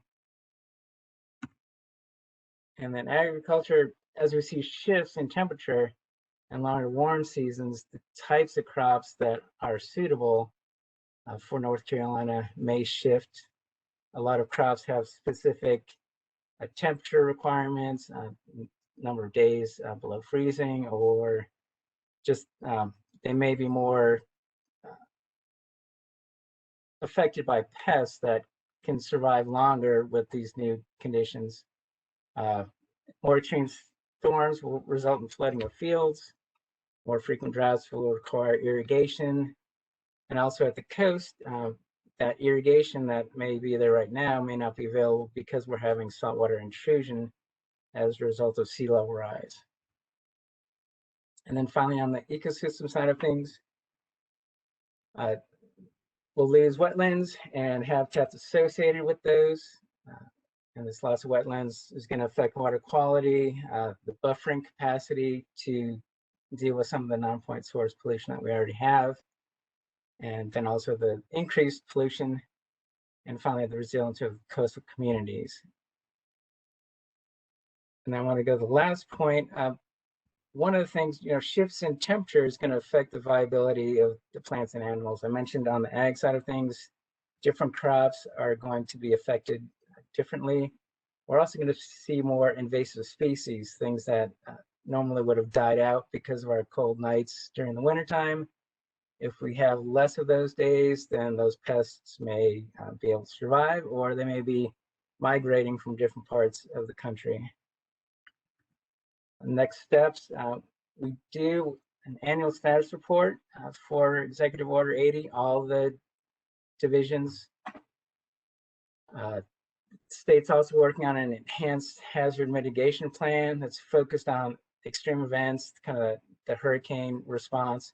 But then the second priority is looking at long-term considerations like drinking water availability, planning for sea level rise, that sort of thing. That the strategies that DWR is going to take is going into that, and that report is due October 2024. And then I just want to talk to just mention real briefly, these are some of the strategies that the division is talking about.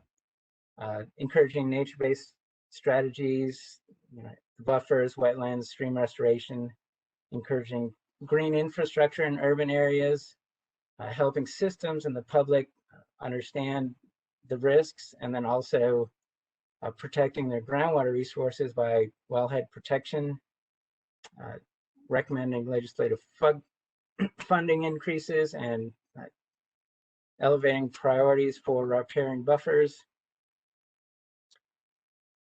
The highlighting importance of water resilience, a lot of the focus for Executive Order 80 goes to greenhouse gas mitigation or energy reduction, which are absolutely critical, but sometimes water resilience and water quality don't get that, they're kind of forgotten in all those discussions.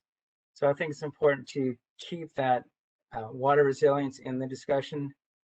And then one way we're doing that, Jeff Manning with the division's been part of the Water Resources Management Committee of the Association of Clean Water Administrators. That's a group that all of the states are involved in.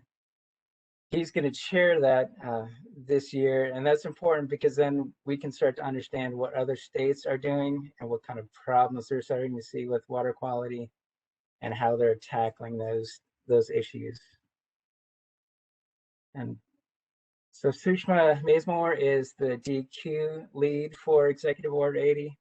And as I mentioned at the beginning, I'm the point of contact for DWR. That's everything I had to present. I'd like to open it for questions. Thank you. In the interest of time, I think we're going to ask Mr. Wren to present, and then we'll do a collective batch of questions for you all at the end. Thank you very much. Director Wren. Thank you, Madam Chair. My name is Brian Wren. I'm the Director of DMLR. I'm going to share my screen real quick, and I'll try to catch us up really quickly and move through these slides so that we'll have a little time for questions. Are you able to see that screen, my screen yet? Yes, we do. If you want to do a full screen setting on it, that'd be great. Is that got it running? I thought I'd got it. That's great. Okay, great. So I'm going to talk a little bit about our risk-based approach for construction projects requiring an erosion and sedimentation control plan. We'll talk a little bit about the problem, why we're looking at this strategy, some of the risk factors that are involved on some of the sites that we're seeing, and some approaches we are trying to put together and some next steps. As Klaus had mentioned, we've seen a dramatic change in rainfall over the last 15 years or so. Some of this is anecdotal, some of it is fact-based. And so what we're really seeing is our design year storms or our named storms are, as for instance, a 10-year storm or a 25-year storm, a 100-year storm, are actually much greater. We're seeing those recurrence intervals of a 10-year storm happen multiple times in a month. We've obviously seen with some of the tropical systems come through, 100-year storms happen multiple times in a decade. And so what this has done is we have a design standard of a 10-year storm for our projects that require an erosion control plan. And the increased rainfall is really overwhelming some of these erosion and sedimentation control measures that we've designed, that have been designed and implemented on construction sites. Some contributing factors to this, and these are very site specific, but when you have this increased rainfall with very steep slopes, such as you see in the mountain areas or the Western Piedmont, large project size where you have a lot of disturbed area, a lot of measures to maintain, and that takes a lot of time and effort. And areas where you have sensitive receptors really close to these construction sites, it can raise the risk. Some other things that can raise the risks are soil characteristics. If you have very erodible soils, It makes the risk of losing sediment offsite and damage to some of these receptors, such as the streams, wetlands, and sensitive species. And then how long the project is going on can increase the risk, as well as the level of grading. Some things that we're involved with, and I say we, Daimler is involved with, and we're participating in. Most of these are through the North Carolina Office of Recovery and Resiliency. We're participating in an intensity, duration, and frequency study, and that kind of gets at that recurrence interval. And we're also going to work on a probable maximum precipitation model. And I'm going to talk a little bit about those two studies really quickly. INCOR has a recovery support function group, and it's the RSF7 group, and that's deals with environmental preservation. It's a multi-agency group that is looking at recovery and resiliency in environmental preservation. Toby Vinson, who is our Daimler Program Operations Chief, is our participant, our contact there. And what that team is looking at, again, is the intensity, duration, and frequency of some of the rainfall events we're seeing. And these studies go into updating NOAA's Atlas 14 model, which our 25-year, 100-year storm volumes are based off of. So what the North Carolina system has not been updated for over 15 years. And what we need to do is take some of the more recent information and include that in the historical record to get design storm information to be used by erosion sedimentation control engineers for hydrology, wastewater planning, other infrastructure planning. And we want to address some issues that where we've seen, as I described earlier, a 10-year storm that happens multiple times in a month, or a 100-year storm that happens multiple times in a decade. And then what this is going to do is build some resiliency in our infrastructure and in our engineer planning that we're doing. This project is headed by NCDOT and NC State. And again, Toby Benson's our representative for the advisory committee for this study. One thing that is going to happen with this study is, we're looking at the rainfall statistics to predict what the future IDF curves, intensity, duration, frequency curves are for North Carolina. And it's going to make sure that the dollars we're spending on infrastructure are well spent and well planned out, so that we have infrastructure lifespans that are longer than what we're seeing right now because of the increased rainfall. So we're looking at a 50 to 75 year lifespan there. And one important fact to think about too is that the current statistics have not taken any of the information we've gained from on climate change. A lot of that Klaus talked about in his previous presentation. None of that is really incorporated into our current IDF curves, and we're hoping this new study will do that. The probable maximum precipitation model, that is a model that is going to be developed by Daimler. We just received funding from INCOR to put this together. What it does is it models what's the worst case scenario we can see for a particular location as regards to rainfall. And what that's going to help us do is design projects, locate projects better, and just give us better planning for long-term infrastructure. And there's a variety of agencies that are going to benefit from this. One of the ones that we work with a lot is impoundments, water impoundments. Dam safety is part of the Daimler programs, and it's really important for us to know what the probable maximum precipitation is when we're looking at emergency spillway designs or dam designs and outlet structures, just so that we can make sure that we're providing approval for structures that are going to be safe for public safety and health especially those communities that may be downstream of some of these dams. So in the meantime, while we're going through some of these precipitation model studies, we're putting together some strategies that will help us mitigate the risks, we hope. And one of the things we've done is kind of gone through and identified what are the critical risk factors that we've seen on our erosion and sedimentation sites where we have land disturbing activities. And part of this analysis, what we've done is recognize that project size plays a big role in the risk of losing sediment off-site. Slopes on the site, predominant slopes, slopes that are steeper than a 2-to-1 horizontal over vertical slope. Again, these are mostly mountain and western Piedmont areas, have a higher risk of losing sediment off-site.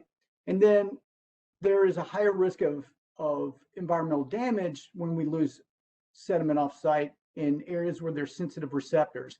And the sensitive receptor we've really identified is submerged aquatic vegetation. And obviously this is a coastal issue. This committee is very familiar with the Coastal Habitat Protection Plan, the CHIP. The CHIP has identified 6 habitats that are crucial to coastal fisheries. And one of those is SAVs. And they're home to a variety of shellfish, crabs, and fish, and play a huge role in the young and juvenile areas or age groups for fish production. So, but the thing about SAVs is they are extremely sensitive to sedimentation. And so anything we can do to prevent offsite sediment from a land disturbing activity, a construction site, is going to benefit these SAVs, especially when they're in close proximity. Daimler is also named specifically in the CHIP as a partnering agency. And so we're really working to try to find ways that we can contribute to the CHIP in helping protect these vital habitats. So I talked about project size. I talked about slopes and location to sensitive receptors. And so some things that we've done, if one of those criteria is triggered, say we have a project that's over 10 acres, what we can do is automatically require a pre-construction meeting. We can sit down with the applicant, talk to them about what our expectations are for the plan, following the plan, how to maintain measures, and just get some, answer any questions they have on the plan approval. We can also increase our inspection frequencies, quarterly inspections. Currently, we don't get to sites on a quarterly basis due to the volume of our sites, but we're going to prioritize these larger sites or sites with steeper slopes or sites that are in close proximity to SAVs and try to increase those inspections.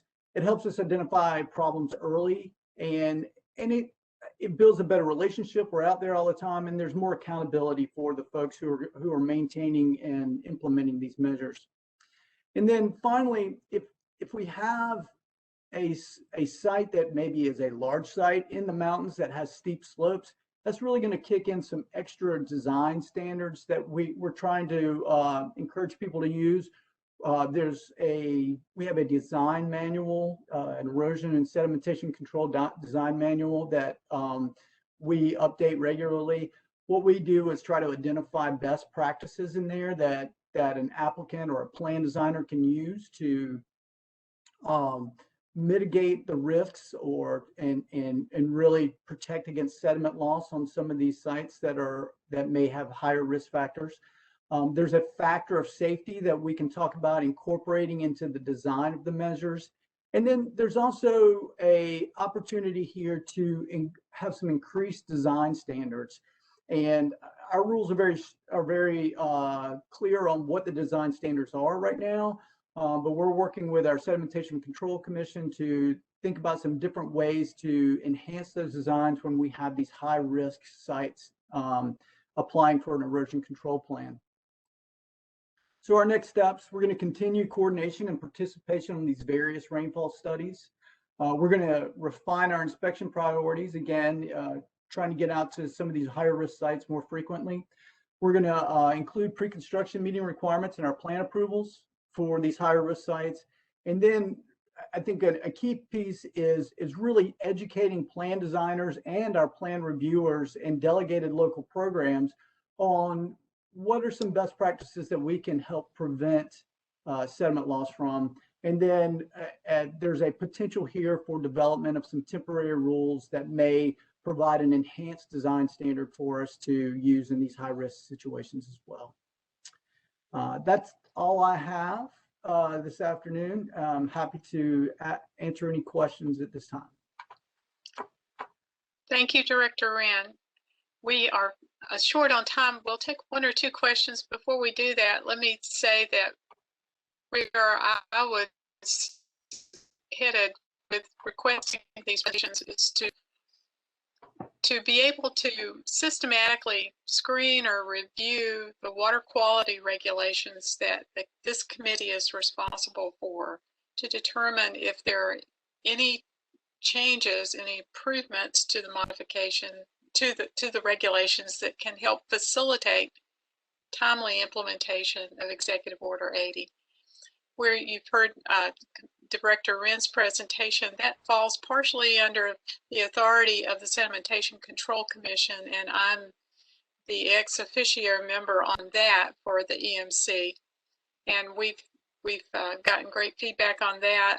I'm trying to work with the division on communicating with the Division of Water Quality folks, which they already do. It just needs to be stepped up another degree, and Director Wren agrees with me on that, because the immediate link to any issues associated with these site erosion control plans is the water, the receiving water. And we've had cases like that with especially exceptional storms this year, and the need for tighter erosion control planning. So thank you both for that. I do hope that both divisions will work together to let this committee know what, if anything, we need to do in terms of amendments to existing regulations to help you with your programs. So we have time for maybe one question.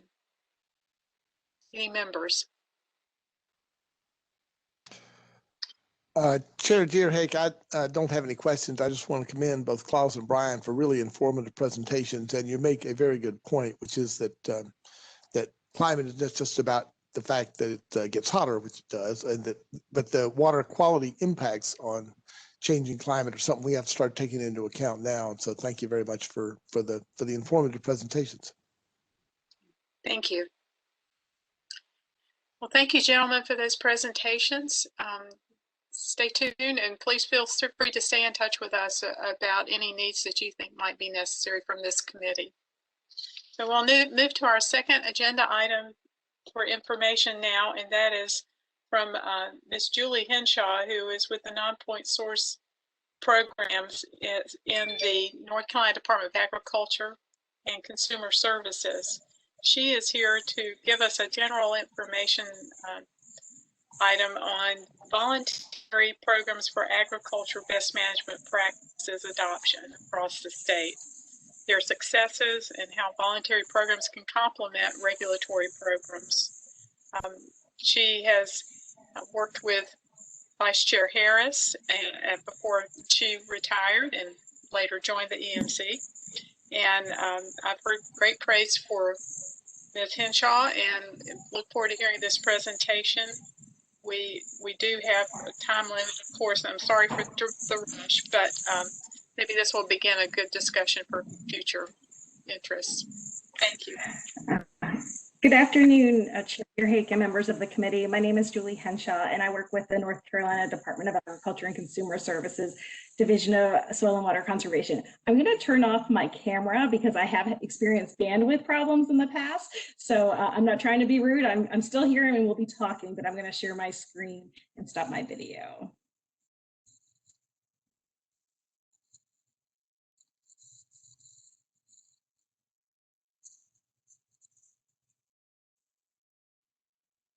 Okay, can you all see that? Yes. Yes. Okay, great. I appreciate the opportunity to share some information about the work that agricultural producers are doing across our state to reduce non-point source pollution. This afternoon, I will give a brief overview of the Soil and Water Conservation Commission's major conservation programs and how they work before sharing some pictures and accomplishments of the agricultural community through the North Carolina Agriculture Cost Share Program. I did see my spot on the agenda, so I do have a lot of pictures and I can go quickly should I need to. So the Soil and Water Conservation has a statutory responsibility to create, implement, and supervise 3 voluntary incentive-based conservation programs. These programs are governed through rules. Our rules just revised last year. It's 02 NCAC 59D. The Agriculture Cost Share Program helps address water quality on agricultural lands. That's the one we'll be spending more time this afternoon reviewing. The Community Conservation Assistance Program is our companion program, and that addresses water quality problems on non-agricultural. I do want to point out that it's a stormwater retrofit program, and all sites must have been developed for 3 years prior to being eligible for that program. And lastly, our newest program, the Agricultural Water Resources Assistance Program, helps us build on-farm water supplies and improve irrigation efficiency to better improve water resources management. Through these voluntary incentive-based conservation programs, cooperators are provided educational, technical, and financial assistance through their local soil and water conservation districts. The 96 local districts of North Carolina are comprised of 492 elected and appointed district board supervisors, assisted by their staff and partners in natural resource conservation. The department and the division that I work for, we provide administrative and technical support to the local districts. The division develops the standards of the programs by working through work groups and advisory committees and taking those recommendations to the Soil and Water Conservation Commission. We are also responsible for completing the accounting of funds for program implementation, as well as providing technical oversight and professional engineering assistance for local projects when needed. I wanted to just take a minute to talk about the program process. As we go through this, you'll learn that we kind of have a different approach, more of a bottom-up approach, but it is governed through the 3 program rules. All programs are implemented in the same manner, and they are offered in all 100 counties through the 96 Soil and Water Conservation Districts.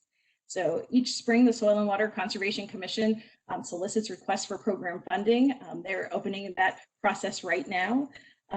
They will award the allocations to all districts that request funding based on the allocation parameters specified in rule. That usually happens right after the start of the next fiscal year, and programs are implemented locally by your soil and water conservation districts, working directly with landowners and farm operators. We refer to them as program cooperators or cooperators. So what is unique about our program is that these projects are prioritized locally. This is locally led conservation.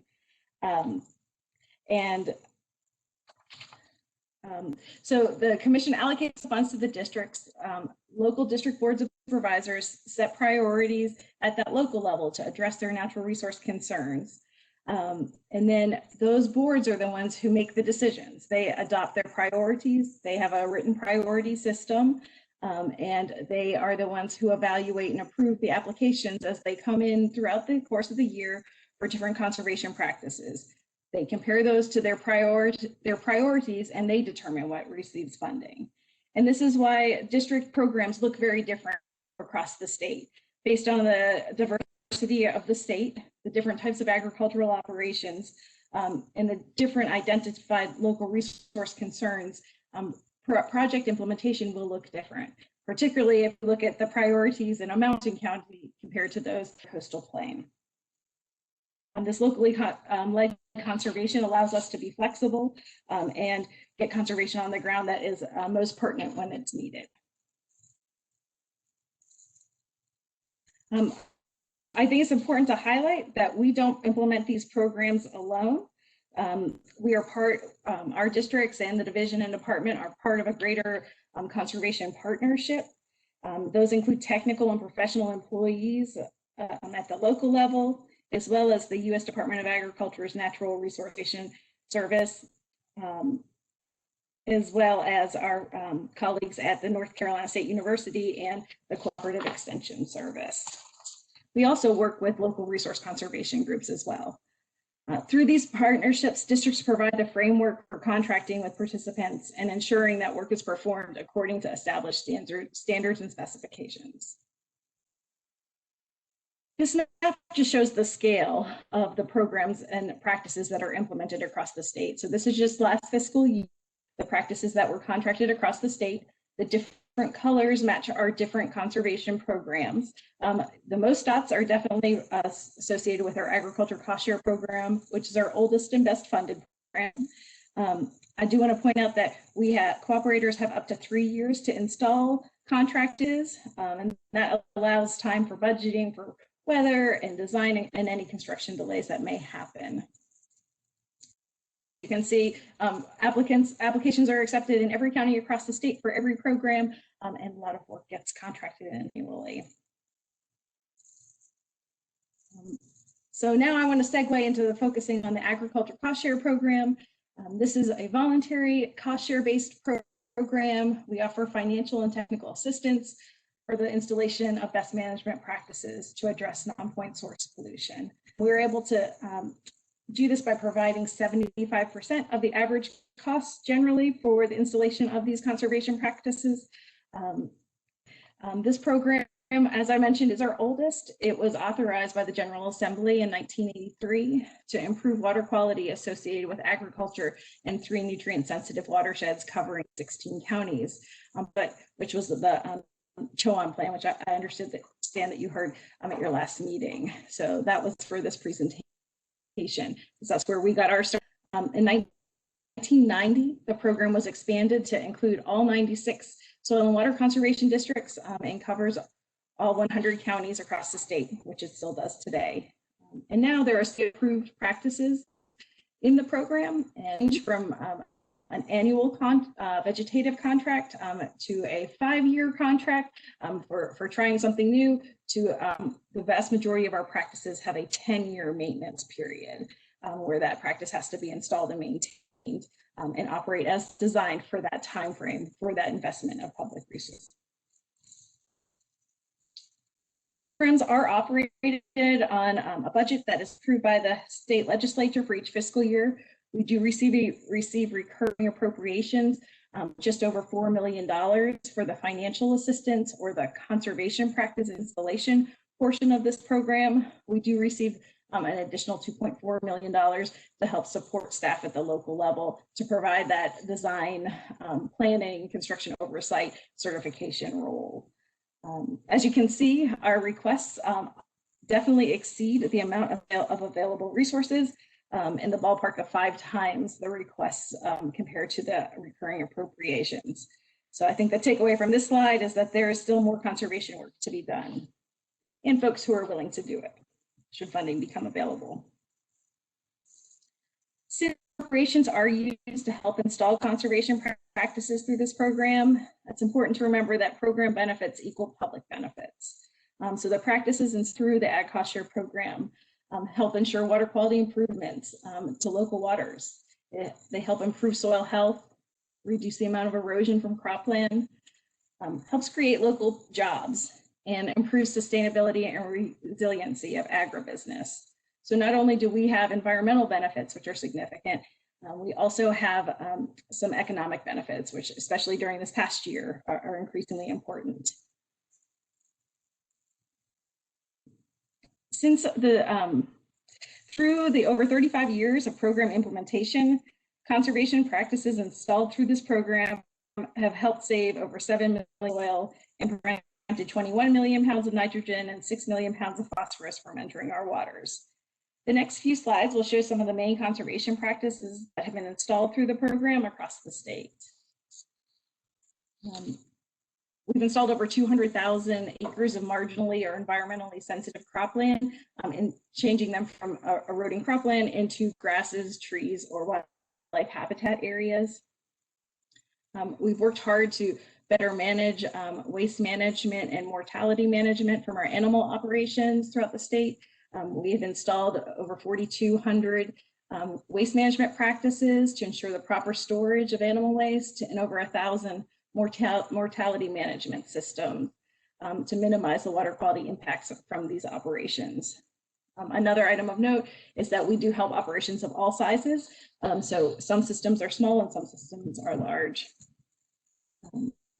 We've also helped install 90 chemical handling and management measures to provide environmentally safe means for application, mixing, and storing of agricultural chemicals that not only protects our surface waters, but also groundwaters.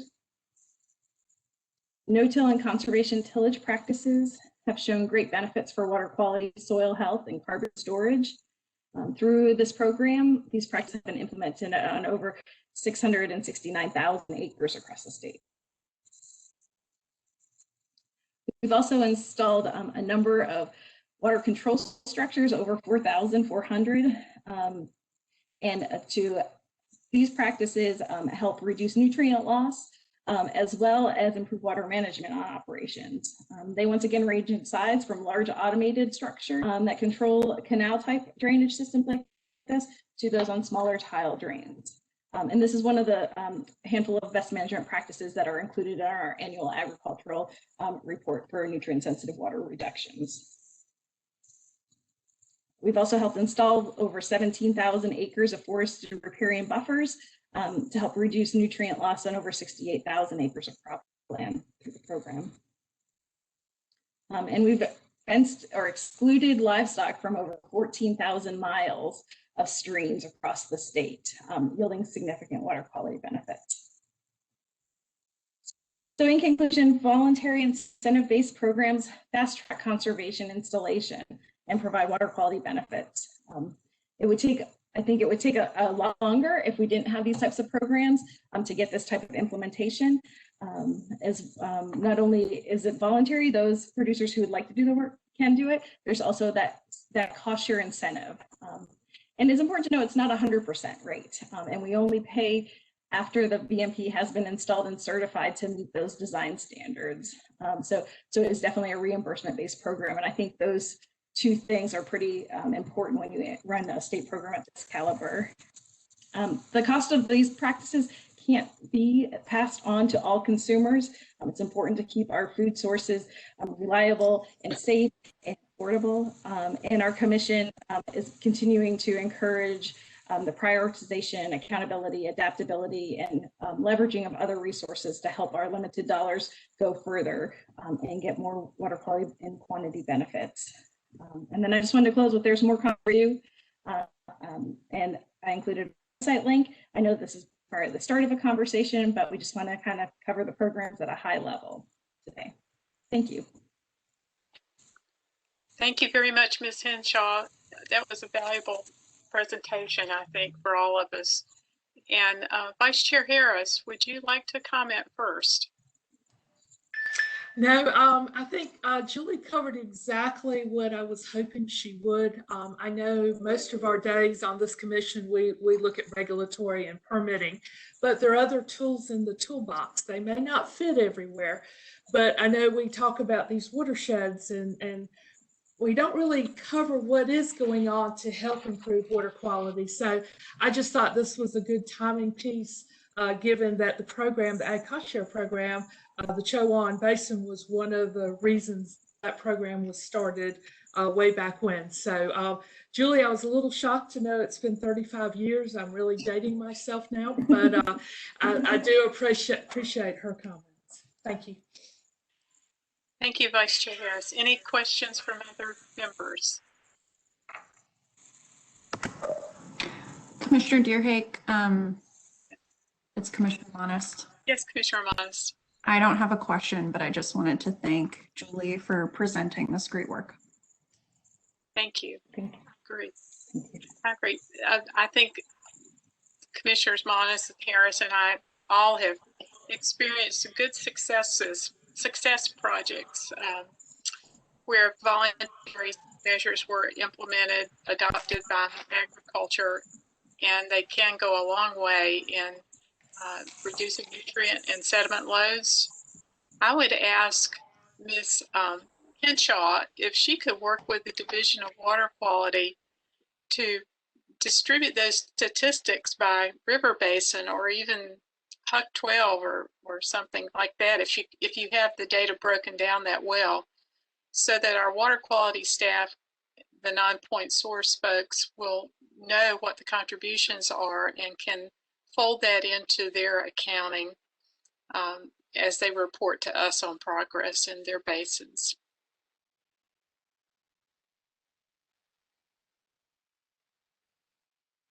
Is it possible to break it down on a scale?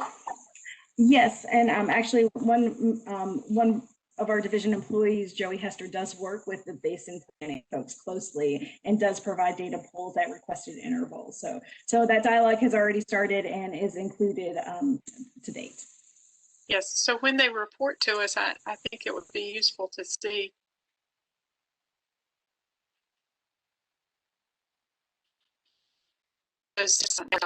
Thank you. Okay, that brings us to the end of our meeting with the exception of a few last minute comments from folks. Director Smith, do you have any brief comments to close our meeting? Yes, hey, good afternoon, everyone. Yes, I just wanted to mention a few things. This past February, staff participated in the Manufacturers Alliance workshop. That's an annual water quality workshop for the NC Manufacturers Alliance. They covered a bunch of topics, which included information from our General Counsel's office, surface water standards, PFAS, NPDES, non-discharge permitting, and inspections, and a roundtable with the regional office. So it was a good presentation, a good talk. Typically, we do that at NC State at the McKimmon Center, but it was a very good virtual meeting. And then I wanted to mention too, last time I mentioned that the regional offices have been following up with permittees regarding excessive amounts of precipitation. That work's ongoing. These kind of the severe wet conditions we've had lately are challenging to spray irrigation and land application and can further cause issues with inflow and infiltration in the collection systems and help or challenge wastewater plant operations, and as well as high freeboard and lagoons. So luckily, I think we've been 9 days, I heard this morning, without significant rain, at least locally. So hopefully things are improving, and we're working on action plans to help improve things at some of the facilities. And finally, with High Rock Lake, I just wanted to mention that we're on track to present at the May Water Quality Committee meeting. And if approved, my expectation is that we will be able to go to the full EMC in July.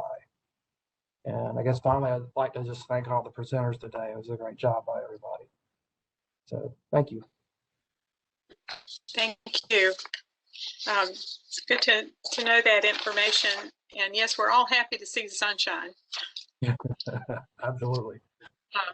I will say that one thing I distributed in February to the committee members was an update on our list of topics of interest. And Vice Chair Harris worked with me on that. And it demonstrates a lot of the great work that you've all been doing, the staff and the Water Quality Committee. And I thank you for that. We're making progress on learning more about new topics and addressing topics that have been around a long time, maybe in new and innovative ways. So thank you all for your help on that. Please feel free to let me know if you have anything else you want to add to that list or any updates to what I sent you.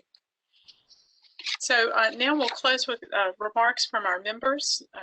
Commissioner Carter, do you have anything you'd like to say? No.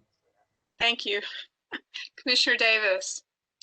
Just thank you to everyone on staff for the excellent presentations today. And that's it. Thank you. Thank you. Commissioner Gillespie, are you with us? I don't see his name. Commissioner McAdams. No further comments, Madam Chairman. Thank you. Commissioner Monis, I know you have some information to share. Yeah, just quickly, I was hearing officer on the Lower Cape Fear swamp designation and wanted to give everybody a heads up that that's coming back in May. Have had lots of great conversations with the folks at DWR. And I'll be reaching out to a couple of you who I remember had specific questions way back when this came before us the first time around. But I think we should be able to answer all of those questions. So thank you. Thank you. Vice Chair Harris, any remarks to make? I have no more remarks other than thank you to the presenters today. Yes, thanks to everyone for participating. Our committee dominates the agenda tomorrow, so stay tuned. We're all on stage for that. 5 items on our agenda tomorrow. So thank you for all your hard work to carry those items to the commission tomorrow. Madam Chairman, this is Commissioner Carter. I'm sorry, I forgot earlier. I meant to ask a question about the one of those action items. It's the Greensboro SOC. Yes, sir. Yeah, I saw your note and you were hearing officer. I just have a quick question on that, which is why is that SOC before the commission? The department's decision to have a commissioner be the hearing officer, and I would defer to Director Smith to explain that in greater detail. Okay. I'm not certain I understand the question. I think as far as who. Basically, the question I'm asking, Danny, is ordinarily SOCs are done by the division. Why is this one being run through the commission? Oh, I understand. Okay. And you're right. Most of the time the SOCs are produced and signed off by the division. What happens though is when we have when we go out to notice and we choose to do a public hearing, when that occurs, we bring the SOC before the EMC for approval. Okay. Thank you. Yes. Thank you. Thank you, Director Smith and Commissioner Carter for that question. So with that, we'll adjourn the meeting. Our next committee meeting will be in May. Thank you, everyone. Have a good evening. Goodbye. Thank you. I assume we stay on this line too for the next committee meeting also. Is that correct? Yes. Thank you. I'm standing by. 5 minutes. Yeah, that sounds good. And thank you, Steve, for